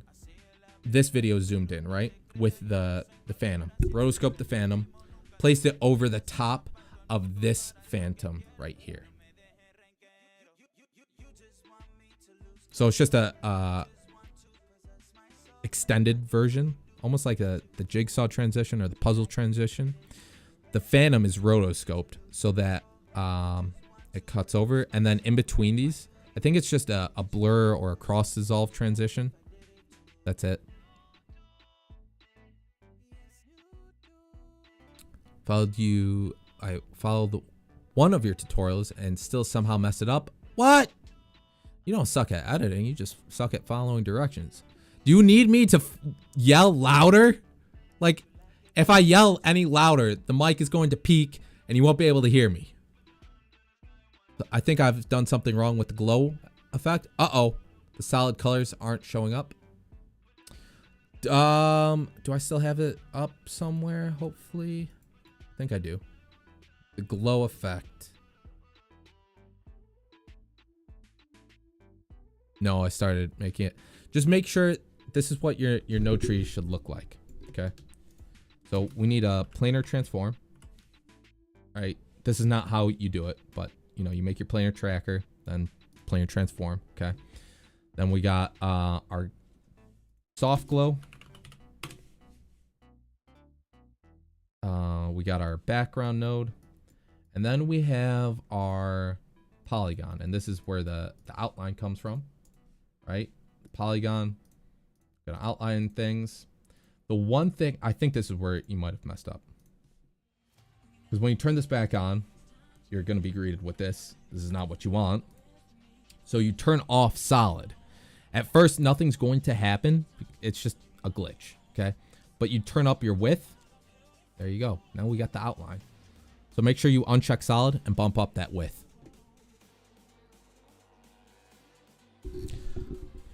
Any montage channel you personally love to watch? To be honest, I don't watch a whole lot of like montages like that. Like anything that pops up on my TikTok, that's what I watch. But other than that, I really don't. Well, I'm trying to catch up with chat here. You got an i9 and your videos, are you doing like heavy effects? Blender is easy, you should learn. Yeah, no, there's just a lot to it. Like I don't really care about modeling if I'm being honest, but I know that's what I need to do. I really want to get into VFX stuff. Can you do the jet dying clip? I wish I could, Fishy, but I don't have the clip itself. So I need to film that still. I'll probably record it tomorrow. Where am I? Can you animate 3D stuff in Davinci for free? Yes, you can. That's actually what that thing was right there. Oh, did I get rid of it?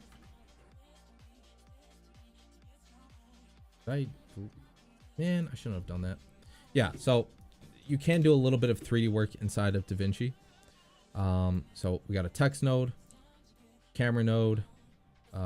We want the merge 3D, not the regular merge 3D. Connect it all to that, and then we need to render it. So we have this render 3D.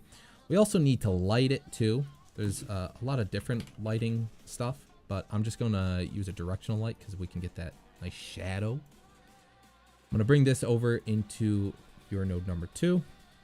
Text, we're gonna type in text. Okay. Looks like we didn't do anything. We go over to here. Oh, there it is. We're gonna extrude it out a little bit. And then here, oh, it's because we have the camera. You know what? There we go. Now we can see it. The problem why we couldn't see it before is because the camera. The camera doesn't know where the text is. So we have to bring it back. Not everything. Just the camera, please. Bring back the camera. There it is. We need to turn on the lighting and shadows. Doesn't really look like we did anything. But if we start messing with the angle of this, there we go. We got like a rim light going on. I'm gonna try and the lighting that I had earlier. But that's it. And now we can move this camera around. You can either use these controls right here, or you can use the controls over here. I personally like, oh god, that is aggressive. Personally like using these controls.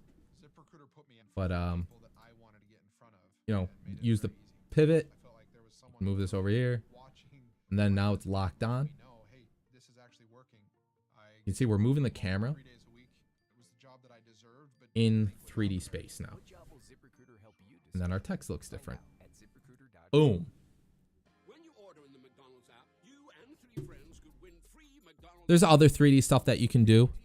But yeah. What? I want the gameplay screen kind of like switch to another screen. Fishy, what do you mean by that? Could you send an example in Discord? Try editing with After Effects, you'll get better results. That's not true.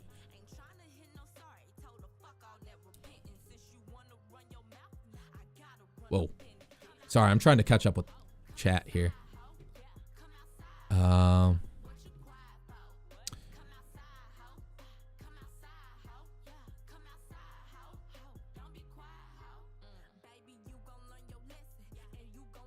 So easy to find free After Effects. Yeah, it is. And then you get a shitty version that doesn't run well. You're gonna blue screen, it's gonna crash, you're gonna get frustrated, then you're gonna end up paying the ridiculous amount. It's like what, $60 a month, something like that, if you don't have a student discount. Or you could just use DaVinci Resolve, which is free. And then if you actually like editing, you can upgrade it to the studio version, which is a one-time fee. The only thing that I don't like about DaVinci Resolve is there's just not a lot of tutorials out there. That's why I make tutorials, because I spend countless hours learning, and I think that's ridiculous. I think there should just be, I want people to make more tutorials. Yeah, it's pretty difficult to start being able to do simple Valorant first-person animation. My own feels amazing. It's not that insane, but after watching my tutorials, motivating. Yeah, dude, I agree. Blender is so interesting to me. You should teach me how to edit on After Effects. Why? Tell me. Everyone says, forget Premiere, go to DaVinci. I always say, okay, DaVinci is really... Okay, probably DaVinci is a better editing software, but will not have After Effects. So DaVinci can do After Effects work. Yeah, in Fusion. This is where you do like the bulk of your work. If you're doing like real basic stuff like what you do in Premiere, the edit tab right here, you can do pretty much everything. Even some of the other stuff that you do in Premiere, like masking, like real basic masking, you can do that in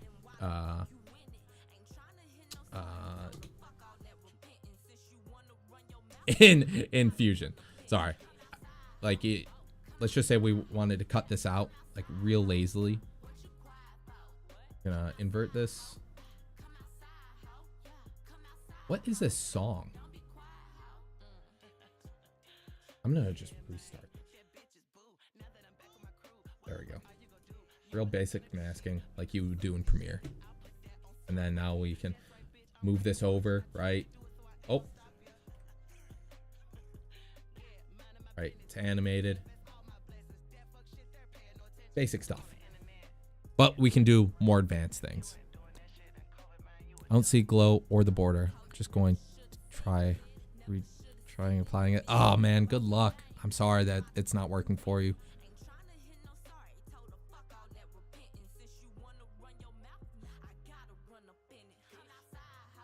Bro just sent me crack software.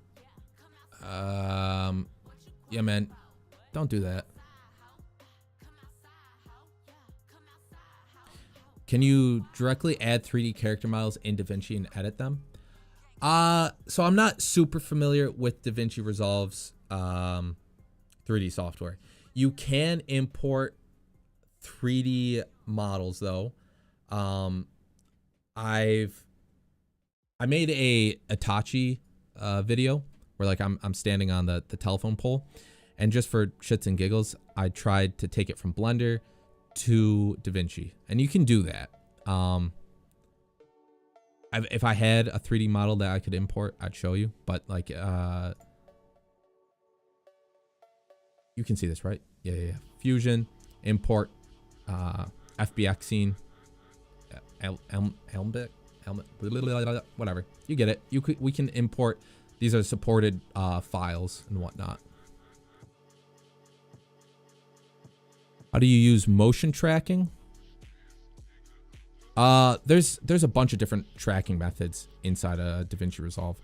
I have a tutorial on that. But we have planar tracking. This is a super useful tool for like if we're gonna track a plane, right? Like so, like if we wanted to track this wall. We also have regular like motion tracking. Oops, I'm typing in motion tracking. Tracker. We can take this, place it on an object, right? We want to track like text to someone's head. This is a great way. We can also add other trackers on top of that. So now if we have 2 trackers, it's going to account for size. And we could do something similar to planar tracker, like if we wanted to put text on a wall with this. This is like corner positioning tracking. You put these 4 and it tracks the position. The advantage of using the planar tracker is that you'll have like 50 different tracking points opposed to 4. You use any plugins for your edits? Nope. Just whatever comes with DaVinci. I probably should though. I've just never really looked into it though. I've seen there's one person that I like to watch who makes DaVinci Resolve tutorials. He uses this glow node. I can't remember what it's called. I guess it's a free plugin. I've been meaning to download it. I just haven't done it. Mostly because you can get similar looks with like a soft glow node. Sorry, I'm really behind on chat here. I need TikTok edit tutorials on this. What? I'm completely new to editing. I've been trying to learn how to use DaVinci. Is there any good tutorials for something you'd recommend? I mean, it just depends. Like, it's learning, right? You gotta start with the basics. If you know the UI, right? This is how you cut. A blade tool. We want to snap things together. Right there. Link audio and stuff. Like, I don't know. I've always been a big fan of learning on the go. So as far as like learning how to use DaVinci Resolve, just look up a tutorial of whatever you're trying to do.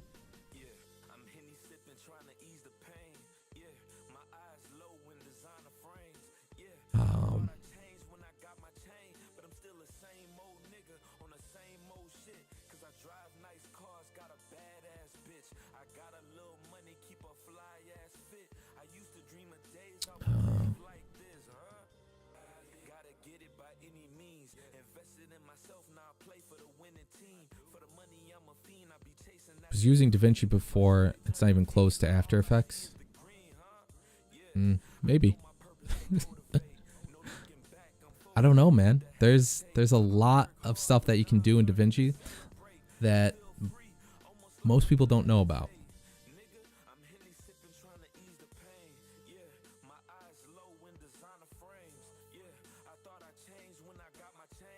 We applied the glow. It looks way better than any edit I made. Any montage? Oh, I'm so glad to hear that. Rendering high quality videos because mine seemed not to be that high quality. you have to start with a high quality video, right? There are, like with Davinci, we can upscale this in the paid version. But like if you have a lot of noise on your videos, you have to use noise reduction. If you have like a lot of like JPEG damaged looking effects, there's really nothing you can do about that. Can add motion blur maybe. I don't mess when I render my videos out. I don't mess with any of the render settings. I just leave it on default, like I've never touched them.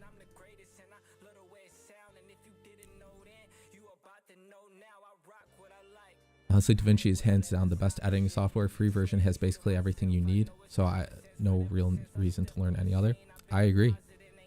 I mean, look, After Effects and Premiere have pros and cons. The same with Davinci. There's pros and cons to each editing software. To say one is better than the other is ridiculous. You're just trading one thing for another. That's all. They're on the same level. Can you make a node that goes through all the nodes in Fusion? There are so many nodes in Fusion. And to be honest, I don't know what all of them do. There's a good rule. I think it's called the 80-20 rule. 80% of what you do will require 20% of your knowledge, right? So like with this 80, like I only use 20% of these nodes. And this isn't all of Davinci Resolve's nodes, by the way. Actually, this might be. We go to the effects. This is all the tool nodes, right? Then we have the FX nodes. These are like preset effects nodes. Then we have templates and LUTs. Like there's a lot. There's a lot here.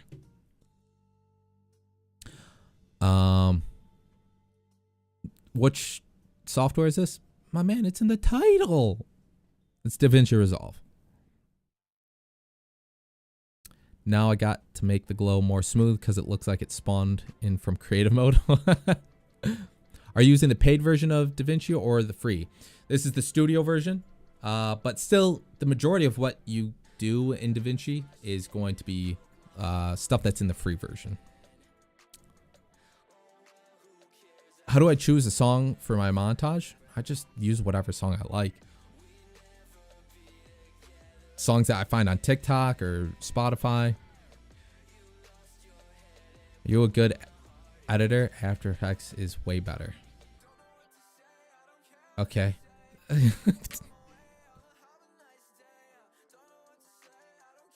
Oh my god, Davinci Resolve Studio is like $300. Yeah, it's definitely a high fee, but like I said, it's a one-time fee. It's $300 and you outright own the software. So you're not paying a subscription service like with Adobe. What is the inspiration on your name? Dude, I wish I could tell you. I really have no, like, it just sounded funny. That was it. Free version does the work, man, especially if you get to understand the Fusion tab better. Yeah.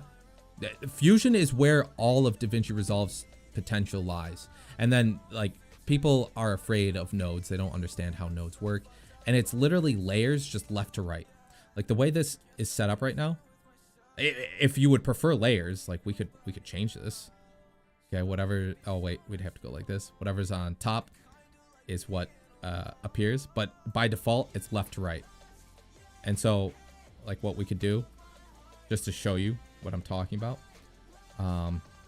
we have this blue color generator, right? Why is this blue color generator? Then we're going to take a color corrector. We're going to put red into it. Now we're going to take a blur node. We're going to blur this up literally left to right. It's like reading.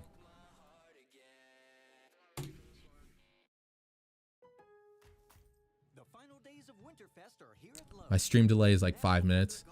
I'm also like 5 minutes behind on chat. I think it's like a minute delay. I don't know. I need to fix that. I didn't pay attention to that before I started streaming. This is my 4th stream. I think like 6th stream ever. But I've only started streaming, like really streaming this week. Bro, after I learn transitions, I'm going to go crazy. Man, transitions really aren't all that. Like it is all that, but it's not. They're like, it's flashy, right? It's icing on the cake. But if the cake itself is made of shit, who cares about the icing? I'm not eating that cake. At this rate, we'll never make it in time. It's bumper to bumper for miles. Is making animations easy with the warp node on Davinci? Warper node. Reminding you to stay golden even when the holidays don't go exactly as planned. Let's start the party from here. Grab the lays and turn the music up. What is this? Like I said, earlier, you used 20% of... What is this? Maybe this is like a 3D thing. Honestly, I don't know what this is. I'll have to get back to you.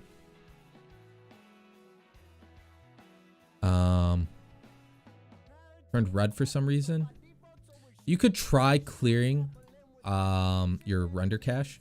So go to playback, render cache, or delete render cache. That might help. Every now and then, stupid stuff happens like that. What software is this? What's your channel name? Are you live? What's the most used feature that only the paid version has? Probably Magic Mask. Like, at least that's what I use.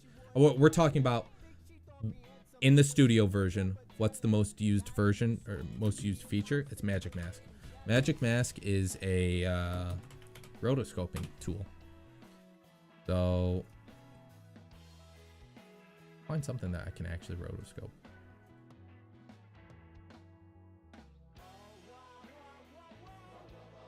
So here it is, Magic Mask. All I do is I draw a little line. There we go. Rotoscoped. Track it in. We're good. Most used feature. For me, at least. If you're creating a lot of effects, again, like me, then rotoscoping is something you're going to do a lot, which is why Magic Mask is going to be your friend. Your best friend, even.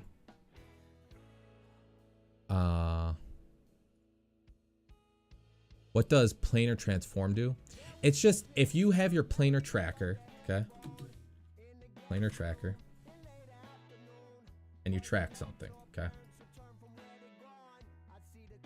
Disconnect? No, it didn't. Let's track this real quick. Cool, tracked. All these white dots right here, that's all your tracking data. All of that data exists inside your planar tracker, but if we just wanted the tracking data, we could create a planar transform, because our planar tracker can do a whole lot of things, right? We can change this to the corner pin feature. Plug in a background node just so you can see. And now what we can do is we can mess around with this tracking data, right? But you're kind of limited, and one of the perks of using nodes is that we can have everything separate, so we don't have to go inside of nodes to see what's going on. Like one of the things with Adobe, like Premiere, you have to go into like your layers and open up settings to open up settings. I don't like doing that. I like seeing everything out in the open. So by having your planar transform outside of your planar tracker, so this is all of our tracking data, I know, okay, this is all of my tracking data. I don't have, if like, let's just say right here, one of this tracking points was messed up. I don't have to go into my planar tracker, go back to track, and then delete that tracking node. I just have to go to my planar transform, delete that tracking part. That's why I like having everything separate. Another thing too is like, you know, with the planar transform, you have to plug in that merge. Okay, now we have the merge, and this merge gives us more settings opposed to having the corner pin, which does give you similar settings, but just not all the same settings as the merge. I wish Davinci was set up like how mobile editing apps are. Yeah, but mobile editing apps, they're not as advanced. Like, you can't do as much. It's the same reason why, like, After Effects isn't like that, or Premiere isn't like that. It's not as user-friendly. I 100% get what you mean. Transitions hurt your brain. Yeah. Some of them are, like, ridiculously complicated. SMB, if you have a problem with the delay, by the way, I'm like really far behind on reading chat. If you have a problem with the delay, you can leave, man.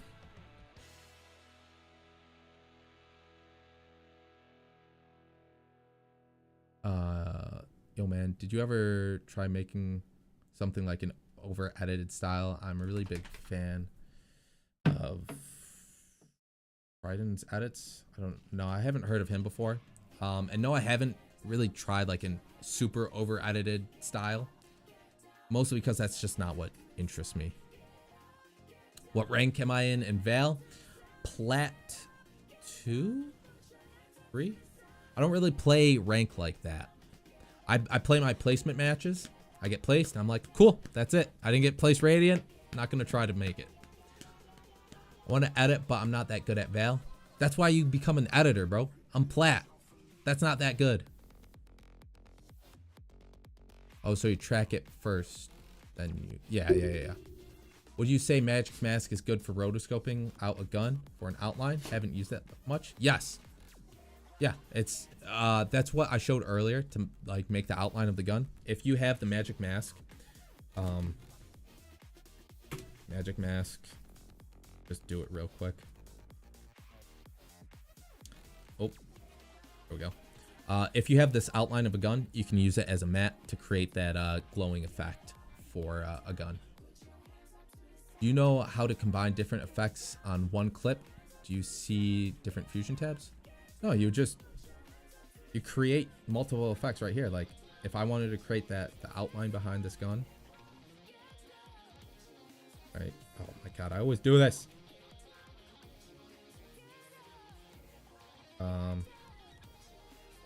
We take this. We're gonna take a merge. Huh? Oh. Wait, what?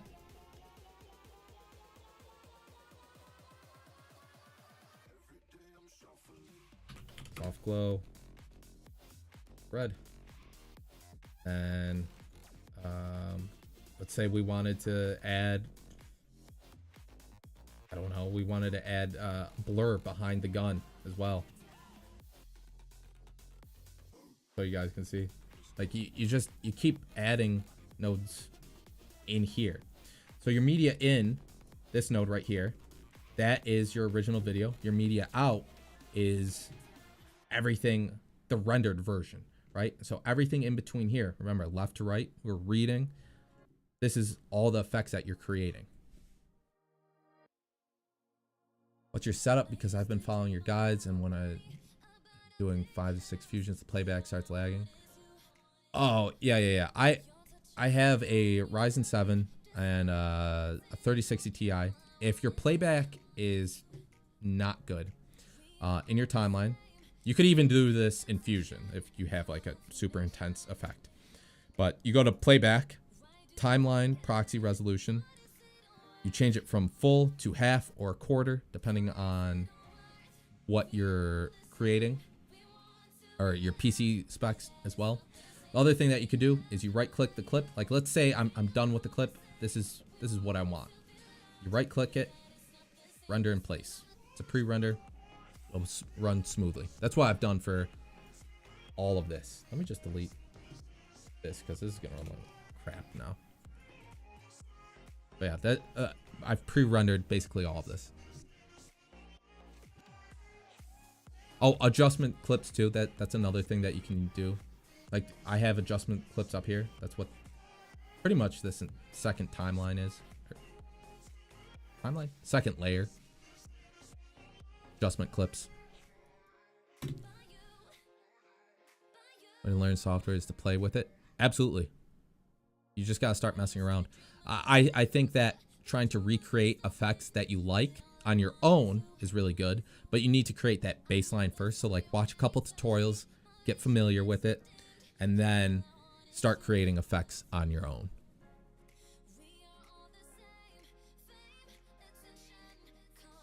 I had to export out several times after finishing one scene before using Fusion in another scene. Interesting. I mean, it's the same thing as like just render in place. You say that Davinci can combo or work better than other softwares, for example, After Effects works well with Photoshop. Yeah, I mean, Davinci is like a one-stop shop, right? Because the Adobe Suite, like, you gotta open up Premiere, After Effects, Photoshop. You can do basically everything here, right? Just between these three tabs. Edit, you know, your basic timeline, right? Similar to Premiere. Fusion, that's like your After Effects. Then we have a separate color grading tab, which is amazing. We got an audio tab. I'm not super familiar with all the audio work that you can do, but it is absolutely insane. We have a cut tab if you have like a whole lot of clips you're trying to cut down. Obviously media. And then we have our deliver tab. Were you a Davinci user or just transferred from Premiere? Davinci user? I didn't really. My experience with Adobe stuff is very limited. I watch tutorials on it occasionally if I can't find something for Davinci, but that's it. Oh yeah, Magic Mask really is gonna be my best friend. Speeds up workflow so damn much. Yeah, it's crazy how good it is. You can, if you don't have the studio version of DaVinci Resolve and you want like an AI rotoscope similar to like Roto Brush in Adobe, there's a website called Runway ML. I'm opening it up right now. Sit down. Huh? We're gonna free.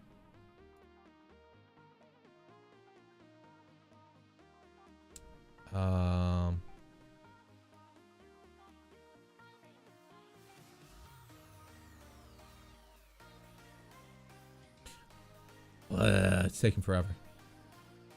But yeah, basically this is the website, Runway ML. Free rotoscoping. You make a couple dots. It does the rotoscoping for you. When I say free, I mean that you can export your videos for free. The problem is that it's going to be in 720p.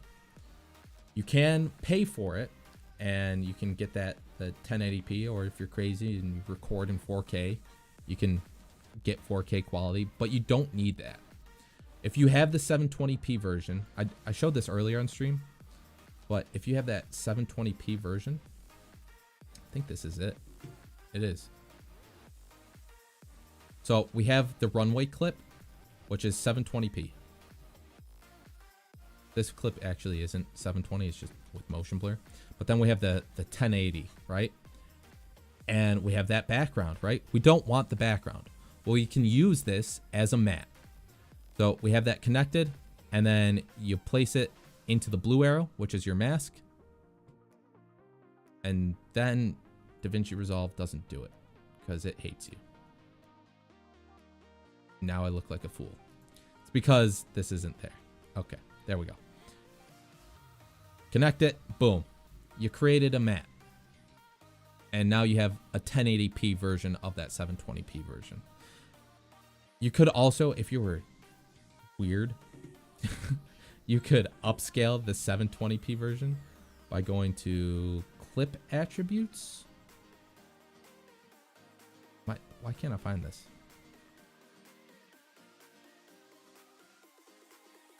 Hello? Is it attributes? Or wait, it's over here.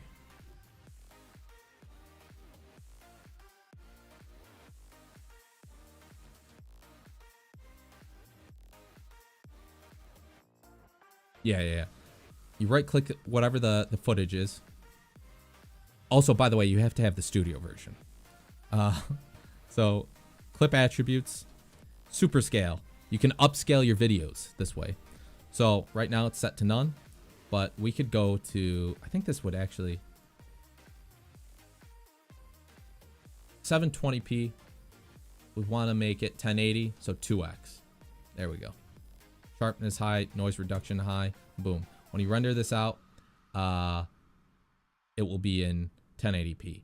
It's going to be upscaled from 720p to 1080p, but yeah. This is also really cool because there's been a couple videos that I've posted that are 4K, at least on TikTok. Actually, they might have been 8K because they were 1080p, and then I did 4x, I think. But either way, you can upscale a upscale a 1080p clip to 4K by doing this method. Again, you have to have the studio version of DaVinci Resolve. So you right click and then click clip attributes. Oh my god, this is so difficult to say. Clip attributes. God, super scale, and then there you go. This is doubling the resolution, 3 times the resolution, 4 times the resolution, and then obviously, you know, the sharpness is going to make it look extra crispy.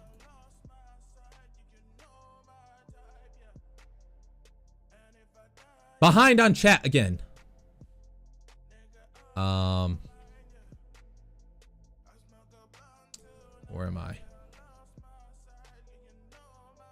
I'm learning how to edit faster by the videos than I've ever learned in school. It's because you're interested in this. That's why. You're my editing teacher. Can I react to your montage? Listen, I'll do a reacts video. I gotta plan this. If you're not in the Discord, the link is in the bio or in the description of this. Join the Discord. I'll put out a notification. Maybe we'll do it this week where I react to everyone's montages. I gotta make sure that the clips don't use copyrighted music though. That's the main thing, and that's gonna be hard for everyone. I could react to it though without the music, but I feel like that takes away from it, you know? Your rotoscope video broke my ear. Oh, I'm so sorry, bro. Yeah, by the way, if you want to learn more about rotoscoping, I have a video on it. It's very loud, so keep that in mind. You are super poor. I'm assuming this is in reference to buying the studio version of DaVinci Resolve. Listen, if you know how to edit, you can edit videos for people, and then you can buy it. That's what I did. No problem, man. I'm glad that you can find some use out of the tutorials. Warp or node. It's really cool for making motion movements. Basically makes your image move, make things have motion in other direction. Okay, let me take that. So hold on. Is it only 4 still images? If I were to put this here, I'm just gonna start messing with it.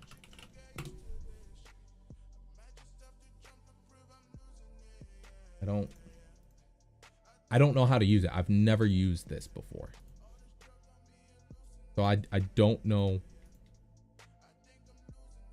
what's going on.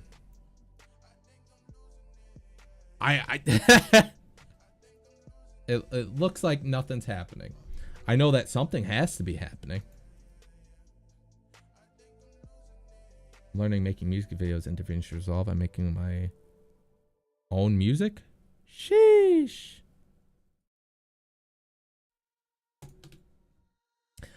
I'll try and figure it out off stream. Well, I'll look into it. I've always wanted to make a music video. I feel like people that make montages could also make music videos because it's very, very similar stuff. Oh wait a minute.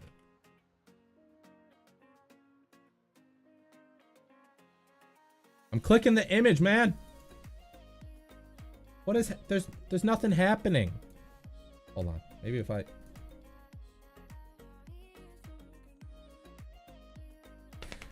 Do you think in general that you lose a lot of editing potential by not upgrading to DaVinci Studio? No.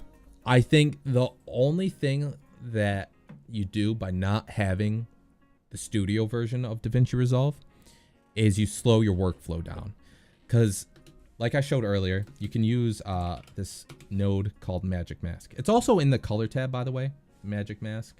It's right there. You can rotoscope things, but whatever. We're not doing a tutorial on that right now. Magic Mask, okay? Wait a minute. Magic Mask allows you to quickly and easily rotoscope things, right? So if I wanted to rotoscope Yoru's hand, draw a line, there's his hand. Oh, maybe we got to draw in a couple of those fingies. There you go. Up. Do you see how ridiculously fast that was? Now you could do this with a website called Runway ML. It's a free website, but the problem with doing it like that is that it only exports in 720p. So what we'd have to do is we do our rotoscope in Runway, right? And then we go over here. We bring it in to Fusion. So we have our Runway clip right here. It's plugged into the gold arrow, which is the background. It's 720p, by the way. We want it 1080p. Here's our 1080p video. We take this, we connect it to the background or the mask arrow of our merge. Boom. Masked it out. Okay, it's because the 720p version is acting like a matte. It's great, but it's slower. I was able to rotoscope Yoru's hand with 3 clicks. The magic or the Runway thing, it's going to take you a couple minutes to do. So it's just slowing down your workflow. If you want like a more explained video, I have a tutorial on my channel about all the different ways you can rotoscope things. I don't think I talk about Magic Mask, but I talk about the Runway workflow. So you can do everything in the free version of DaVinci Resolve.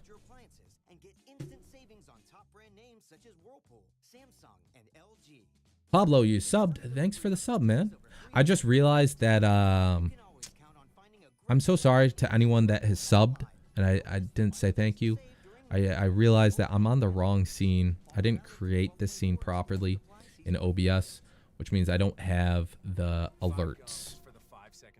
So that's my fault. I'm going to try and turn that on right now. Alerts. There we go. I turned it on. Is it possible to use one planar tracker to track multiple items, say tracking both kill feed on gun and floating animal counter? Because in the previous reply, I meant I had export one for each. Oh, okay. So if you want to add both of those effects, you don't need to like have those on separate layers or anything. I'm gonna try and do this as quickly as possible just to show everyone. So if we wanted the planar tracker, or if we wanted the ammo counter and kill feed, okay? Because we have 1 kill right now. Planar tracker. We track it, right? Boom. Tracked. Point/area. Set it. Track it. Boom. I'm only tracking that little bit. Okay. Create planar transform. And then we do the whole thing. Okay.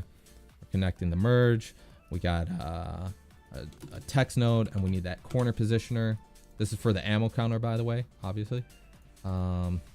Ammo 27. Okay. And then you'd move that corner positioner.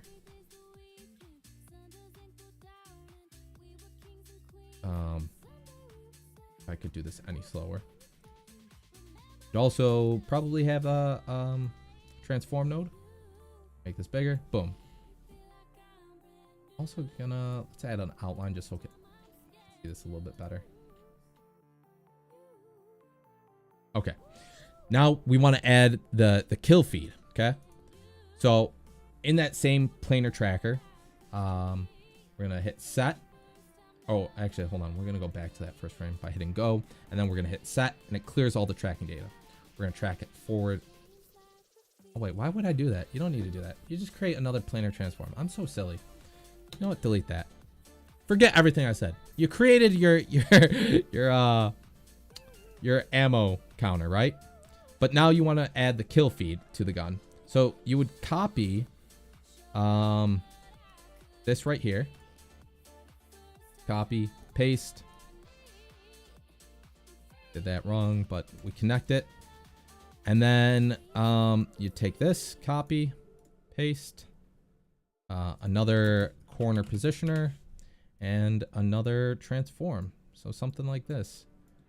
So the reason why we didn't copy all of this, like the corner positioner and the transform, is because the corner positioner and the transform are going to be different. So we're not going to be using them in the same manner. See how we have this one sticking way up? Well, this corner position needs to be on the gun. So we're going to put it a little bit lower, like so.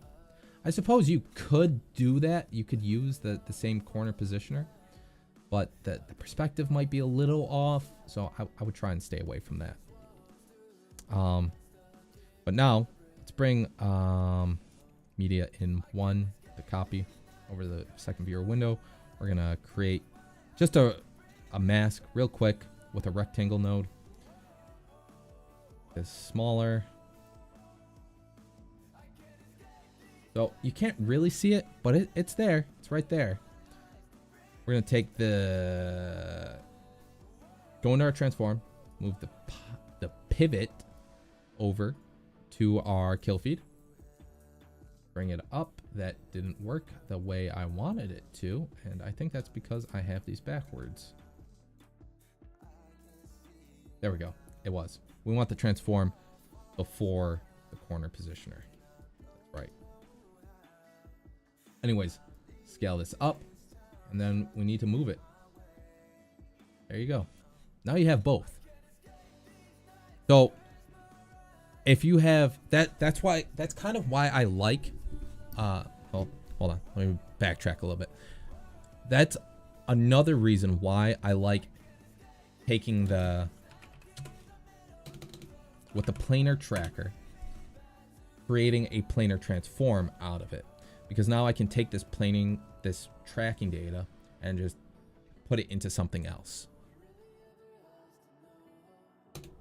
But yeah, I hope that answered your question, because you shouldn't have to export, like for each effect, you shouldn't have to export this. Like this should run fine for you.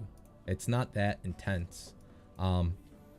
If your computer is a little bit older, you know, maybe you don't have the best parts. One thing that you could do to optimize this a little bit better is, instead of copying your media in node, you could take a screenshot of it.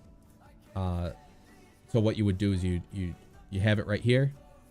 This is where the kill happens. You right click and then save image. And then you would just save it in whatever format, wherever you want. Now you have an image instead of a video, and it will run a little bit better. How long have I been editing? I mean, technically for like, I don't know, a long time. I used my phone though for a long time. It was just like iMovie stuff. Like I'd record something, put it into iMovie, right? Obviously you can't really do a lot with iMovie, so no, I wouldn't really consider that editing. As far as like using Davinci Resolve, creating effects and stuff, I've been doing that for a little over a year now.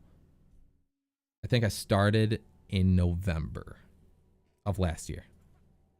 Is this the free version or studio version? So I own the studio version of Davinci Resolve, and the majority of what I've been showing you're capable of doing in the free version. Like all of this right here, you can do in the free version.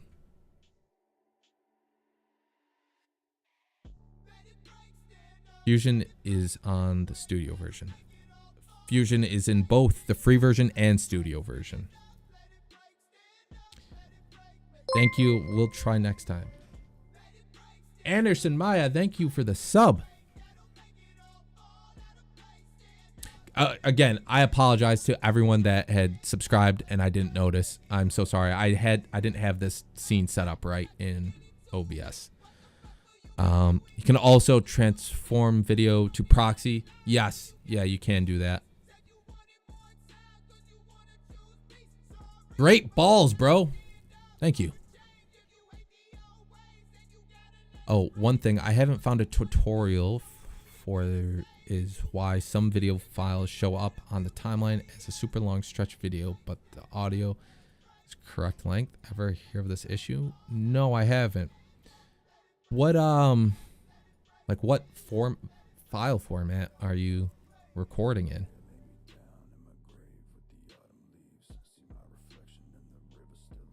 Is it almost like, I don't know, does the video look like this? Is that what you're talking about?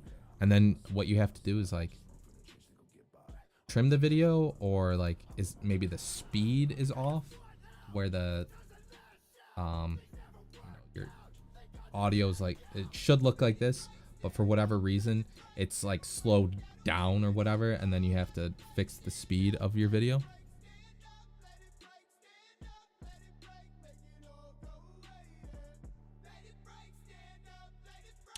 No, the audio and video are all over the place. Huh. I've never run into that issue before.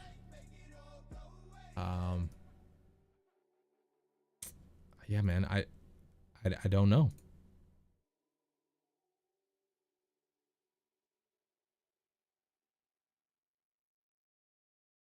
Oh, it was a web file. Yeah, that, yeah. You ever have lag issues? Yes. Yeah. The reason why I said it like that is because like once you start creating a lot of effects, you're going to have more, it's going to require more power from your computer, right? So obviously, like I've had lag issues from that, and all you have to do is just optimize the playback, right? So you can go to playback, timeline proxy, change it from full to half resolution or quarter resolution. I don't know if you could tell from that. If I zoom in here, maybe. See how crisp that looks. And then timeline, quarter. Yeah, now it's poopy. So like, that's one way of fixing that. You could also pre-render it, right click, render in place. Version are you guys using? Could have been an older build. When you move one and the other is not attached. Oh, so like if you move the video and the audio isn't attached to it, that's really simple. That is because your why is this not showing up? There we go. See how these aren't being highlighted together? Because this right here, the linked, isn't turned on. If we turn this on, they both get highlighted every time I click them. If for whatever reason, like a lot of times, like if you mess with the video and this isn't highlighted, or both aren't highlighted, what ends up happening is that they get unlinked. So all you would have to do, like, hold on, just so you guys can see. The link is turned on. Every time I click these, they don't do anything. So all you have to do is highlight them, right click, link clips. Do you edit Call of Duty clips or just Valorant? I don't really like Call of Duty. So no, I don't edit Call of Duty clips. I edit gameplay footage that I edit things that I play. I want to make a Apex video, but I'm not sure yet. Just because Apex doesn't have like good creator tools, right? Like, I'm not saying that Valorant is any better, but at least Valorant has the ability for you to jump into a custom game and like watch people from a third person perspective. I don't think you can do that with Apex.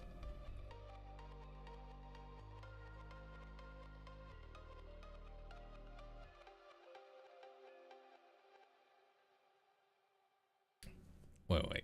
Val and CS are much easier to edit because the game base is slower than COD. That's not even remotely true, man.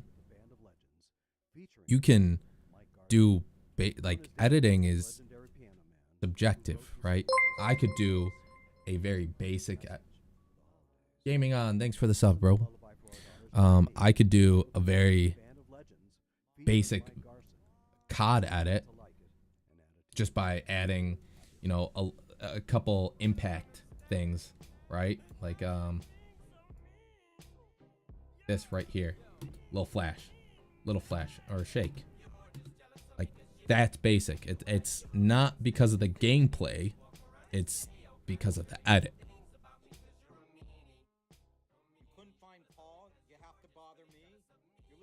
Want to learn to edit COD, but nobody explains things as well as Fart. Listen, man, everything that I explain can be done for any game, right? Like outside of like, oh, this is where you would find a green screen inside of Valorant, right? Obviously, that's not going to work for Call of Duty, but maybe Call of Duty has the equivalent to a green screen on one of their maps, right? If you don't have a green screen, guess what? You can rotoscope things, and all the techniques that I show in my rotoscoping video can be used in Call of Duty or Apex or Halo or even in real life things because the rotoscoping is universal. Is this for a montage? Yes. I've been like, I really haven't worked on it that much. I'm just kind of like talking to you guys, answering questions, things like that. I can't play the audio because it's copyrighted, but I can show you what I'm working on right now. So you just got to use your imagination for the audio. Use a crypto drone. Oh, you have free presets? I don't. I really want to make presets though. Maybe once I start streaming, you know, get a little bit of a schedule going, then I'll make some presets. Oh God. Playback was so bad there.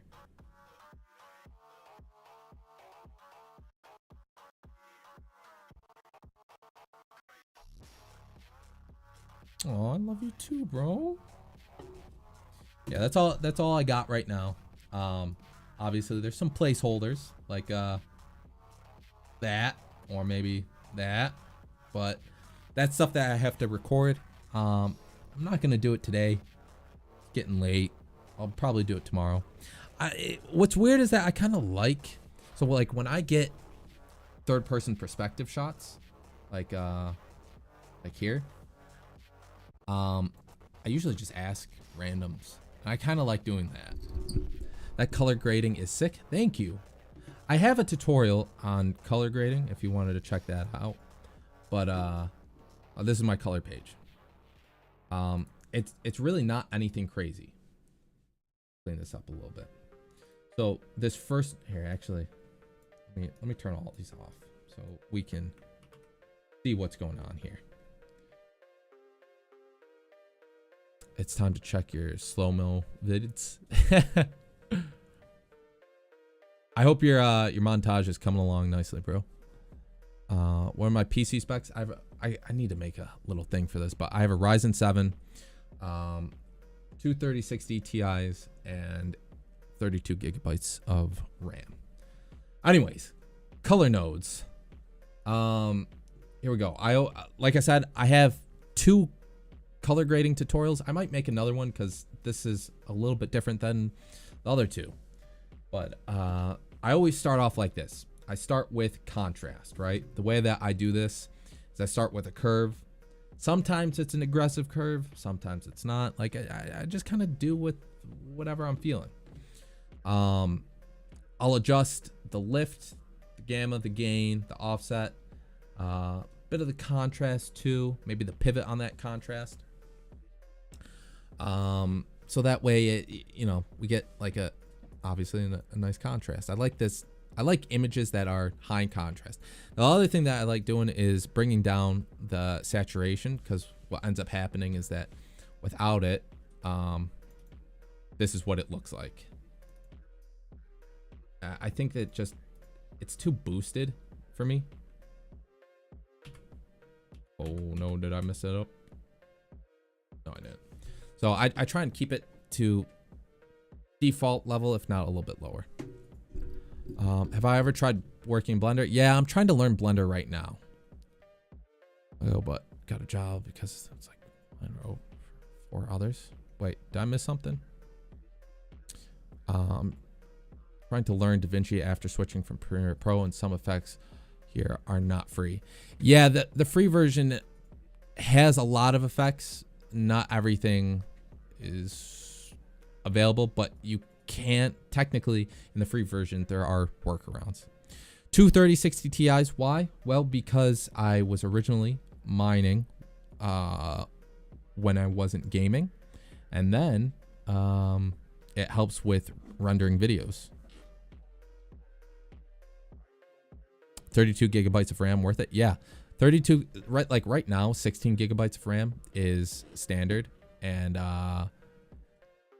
now it's becoming 32 gigabytes is standard. So like 32 gigabytes, definitely upgrade if you can. But if you're going to like upgrade and you don't want to upgrade for a while, go with, is it 64? Yeah, 64. More questions about Planar Tracker. When I reload / switch gun, tracking is lost. Can I resume tracking again without having to redraw the trackers? No, you got to create the easiest thing to do is just create a new Planar Tracker. So you would like copy that same setup and then just use a new Planar transform. You learned color grading from me, practiced, and you got a job because of it. Oh, sheesh. Good for you, man.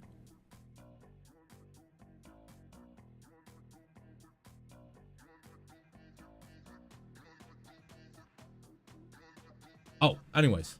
So now, before what I was doing is that I would use these nodes in serial, but I found out that having them in parallel, it works a little bit better. It's the most minor difference, but it makes all the difference. So the first one is my overall color grade. You can see down here, offset, I pushed in a lot of red, and then gamma, that's your midtones, pushed in the opposite direction to kind of balance it out. And then I wanted kind of like a green look to it, so that's where you get like the lift going. It's like in a teal but green, and then gain to balance it out, pushed it in the opposite direction. You can talk without screaming. Well, then how are you gonna learn, bro? Can't even import videos to DaVinci Resolve. It might be a file format issue. You should be able to just click and drag them onto your timeline. This second node is a glow node to kind of bring back some light. You also get like a little bit of a ambient occlusion type look, sort of. And then this third one is a vignette. Honestly, this might be a little bit too much, but this fourth node that's out over here, this is another set of nodes. Glow for lights. That's it. I think this balances out, makes the vignette make sense almost. It's like I think this looks right. Looks normal. Because you have this super bright area up top, so then the lower part is gonna be a little bit darker. I don't know if that's true or not, because like this, it doesn't quite look right. So, yeah. For the video files, right click. Yeah. You might not have the right format for your videos.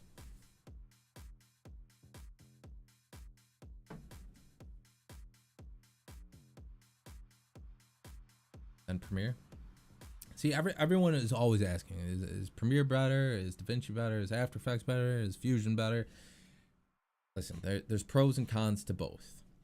I think the biggest pro for Davinci is that the color grading's better, like without a question, and it's a one-time payment. You don't have to subscribe to anything.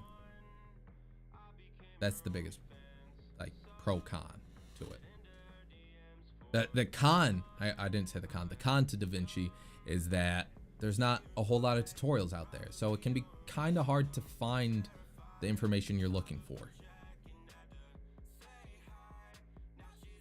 But that's why I make tutorials, because I spend so much time looking for information, and I like, it's not fair that I know it and not everyone does. Is it DaVinci Resolve 18? Yes, sir. By the way, can we manually track guns? Because usually tracker goes off than intended. Yeah, you can do that. You just track it inside the effect. Like, I don't know what you're trying to do. Like, let's say, I keep using this clip as an example. Here's the tracking data. For the tracking data is over here, but it's not tracked right here. So like in the transform node, what I could do is add a center keyframe, and then I can just bring it down, something like that. Oh, wrong thing. Bring it down, over, get the perspective to look right. You would just do your tracking like in the transform. Like, manual tracking isn't the best thing to do.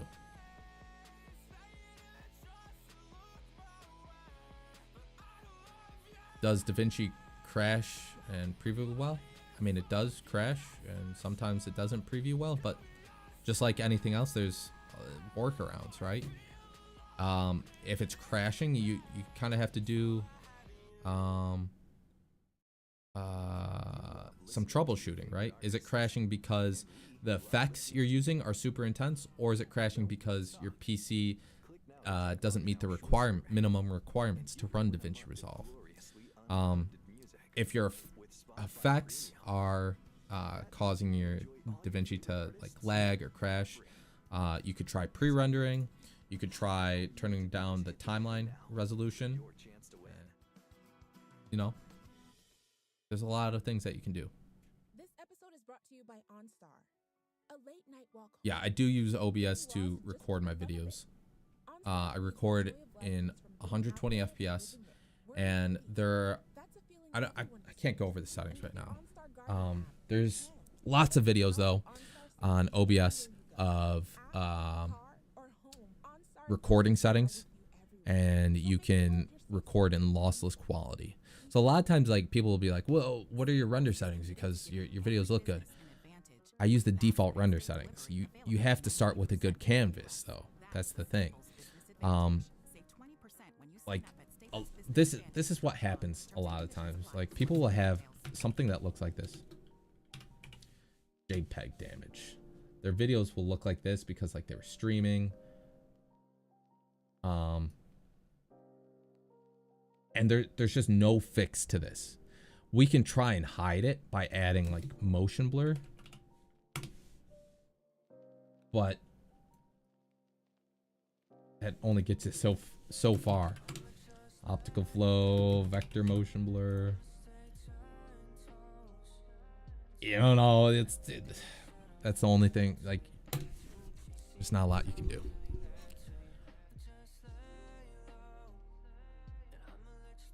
How do you pre-render? Right click, render in place.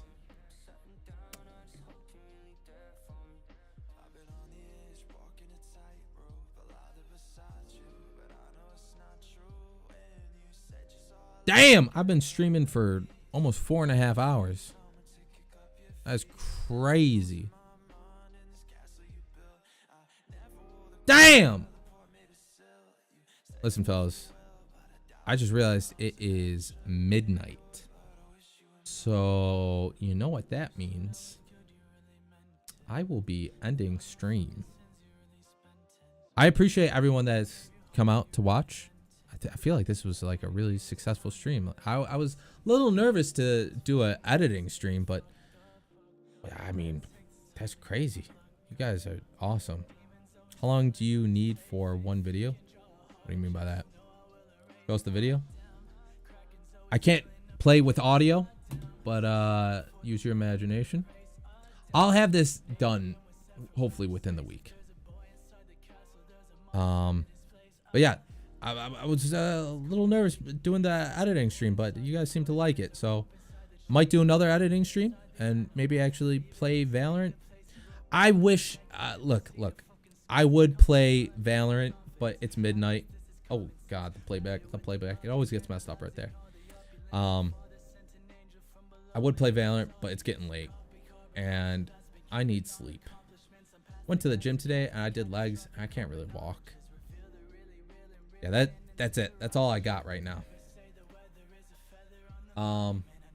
6 a.m. there? Jesus.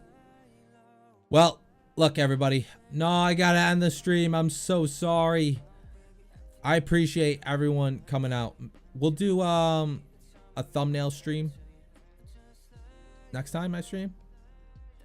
Look, next time I stream, I'll go over thumbnails. You just gotta remind me. If you stop by and remind me, I'll go over thumbnails. But thank you for everyone coming out. I really appreciate it. Thank you for everyone that subscribed.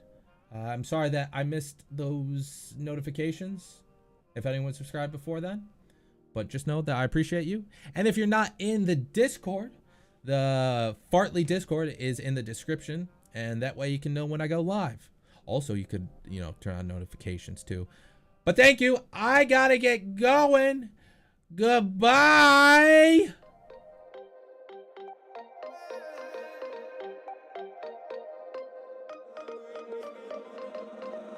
Nothing is guaranteed, such a thin line in between. Colder than ice when you're next to me. First time we met, I knew I had to make you mine. Couldn't see all the warnings, cause you looked so fine. When I look into your eyes, my heartbeat stops. Live a beautiful life, there's no love. I don't need you.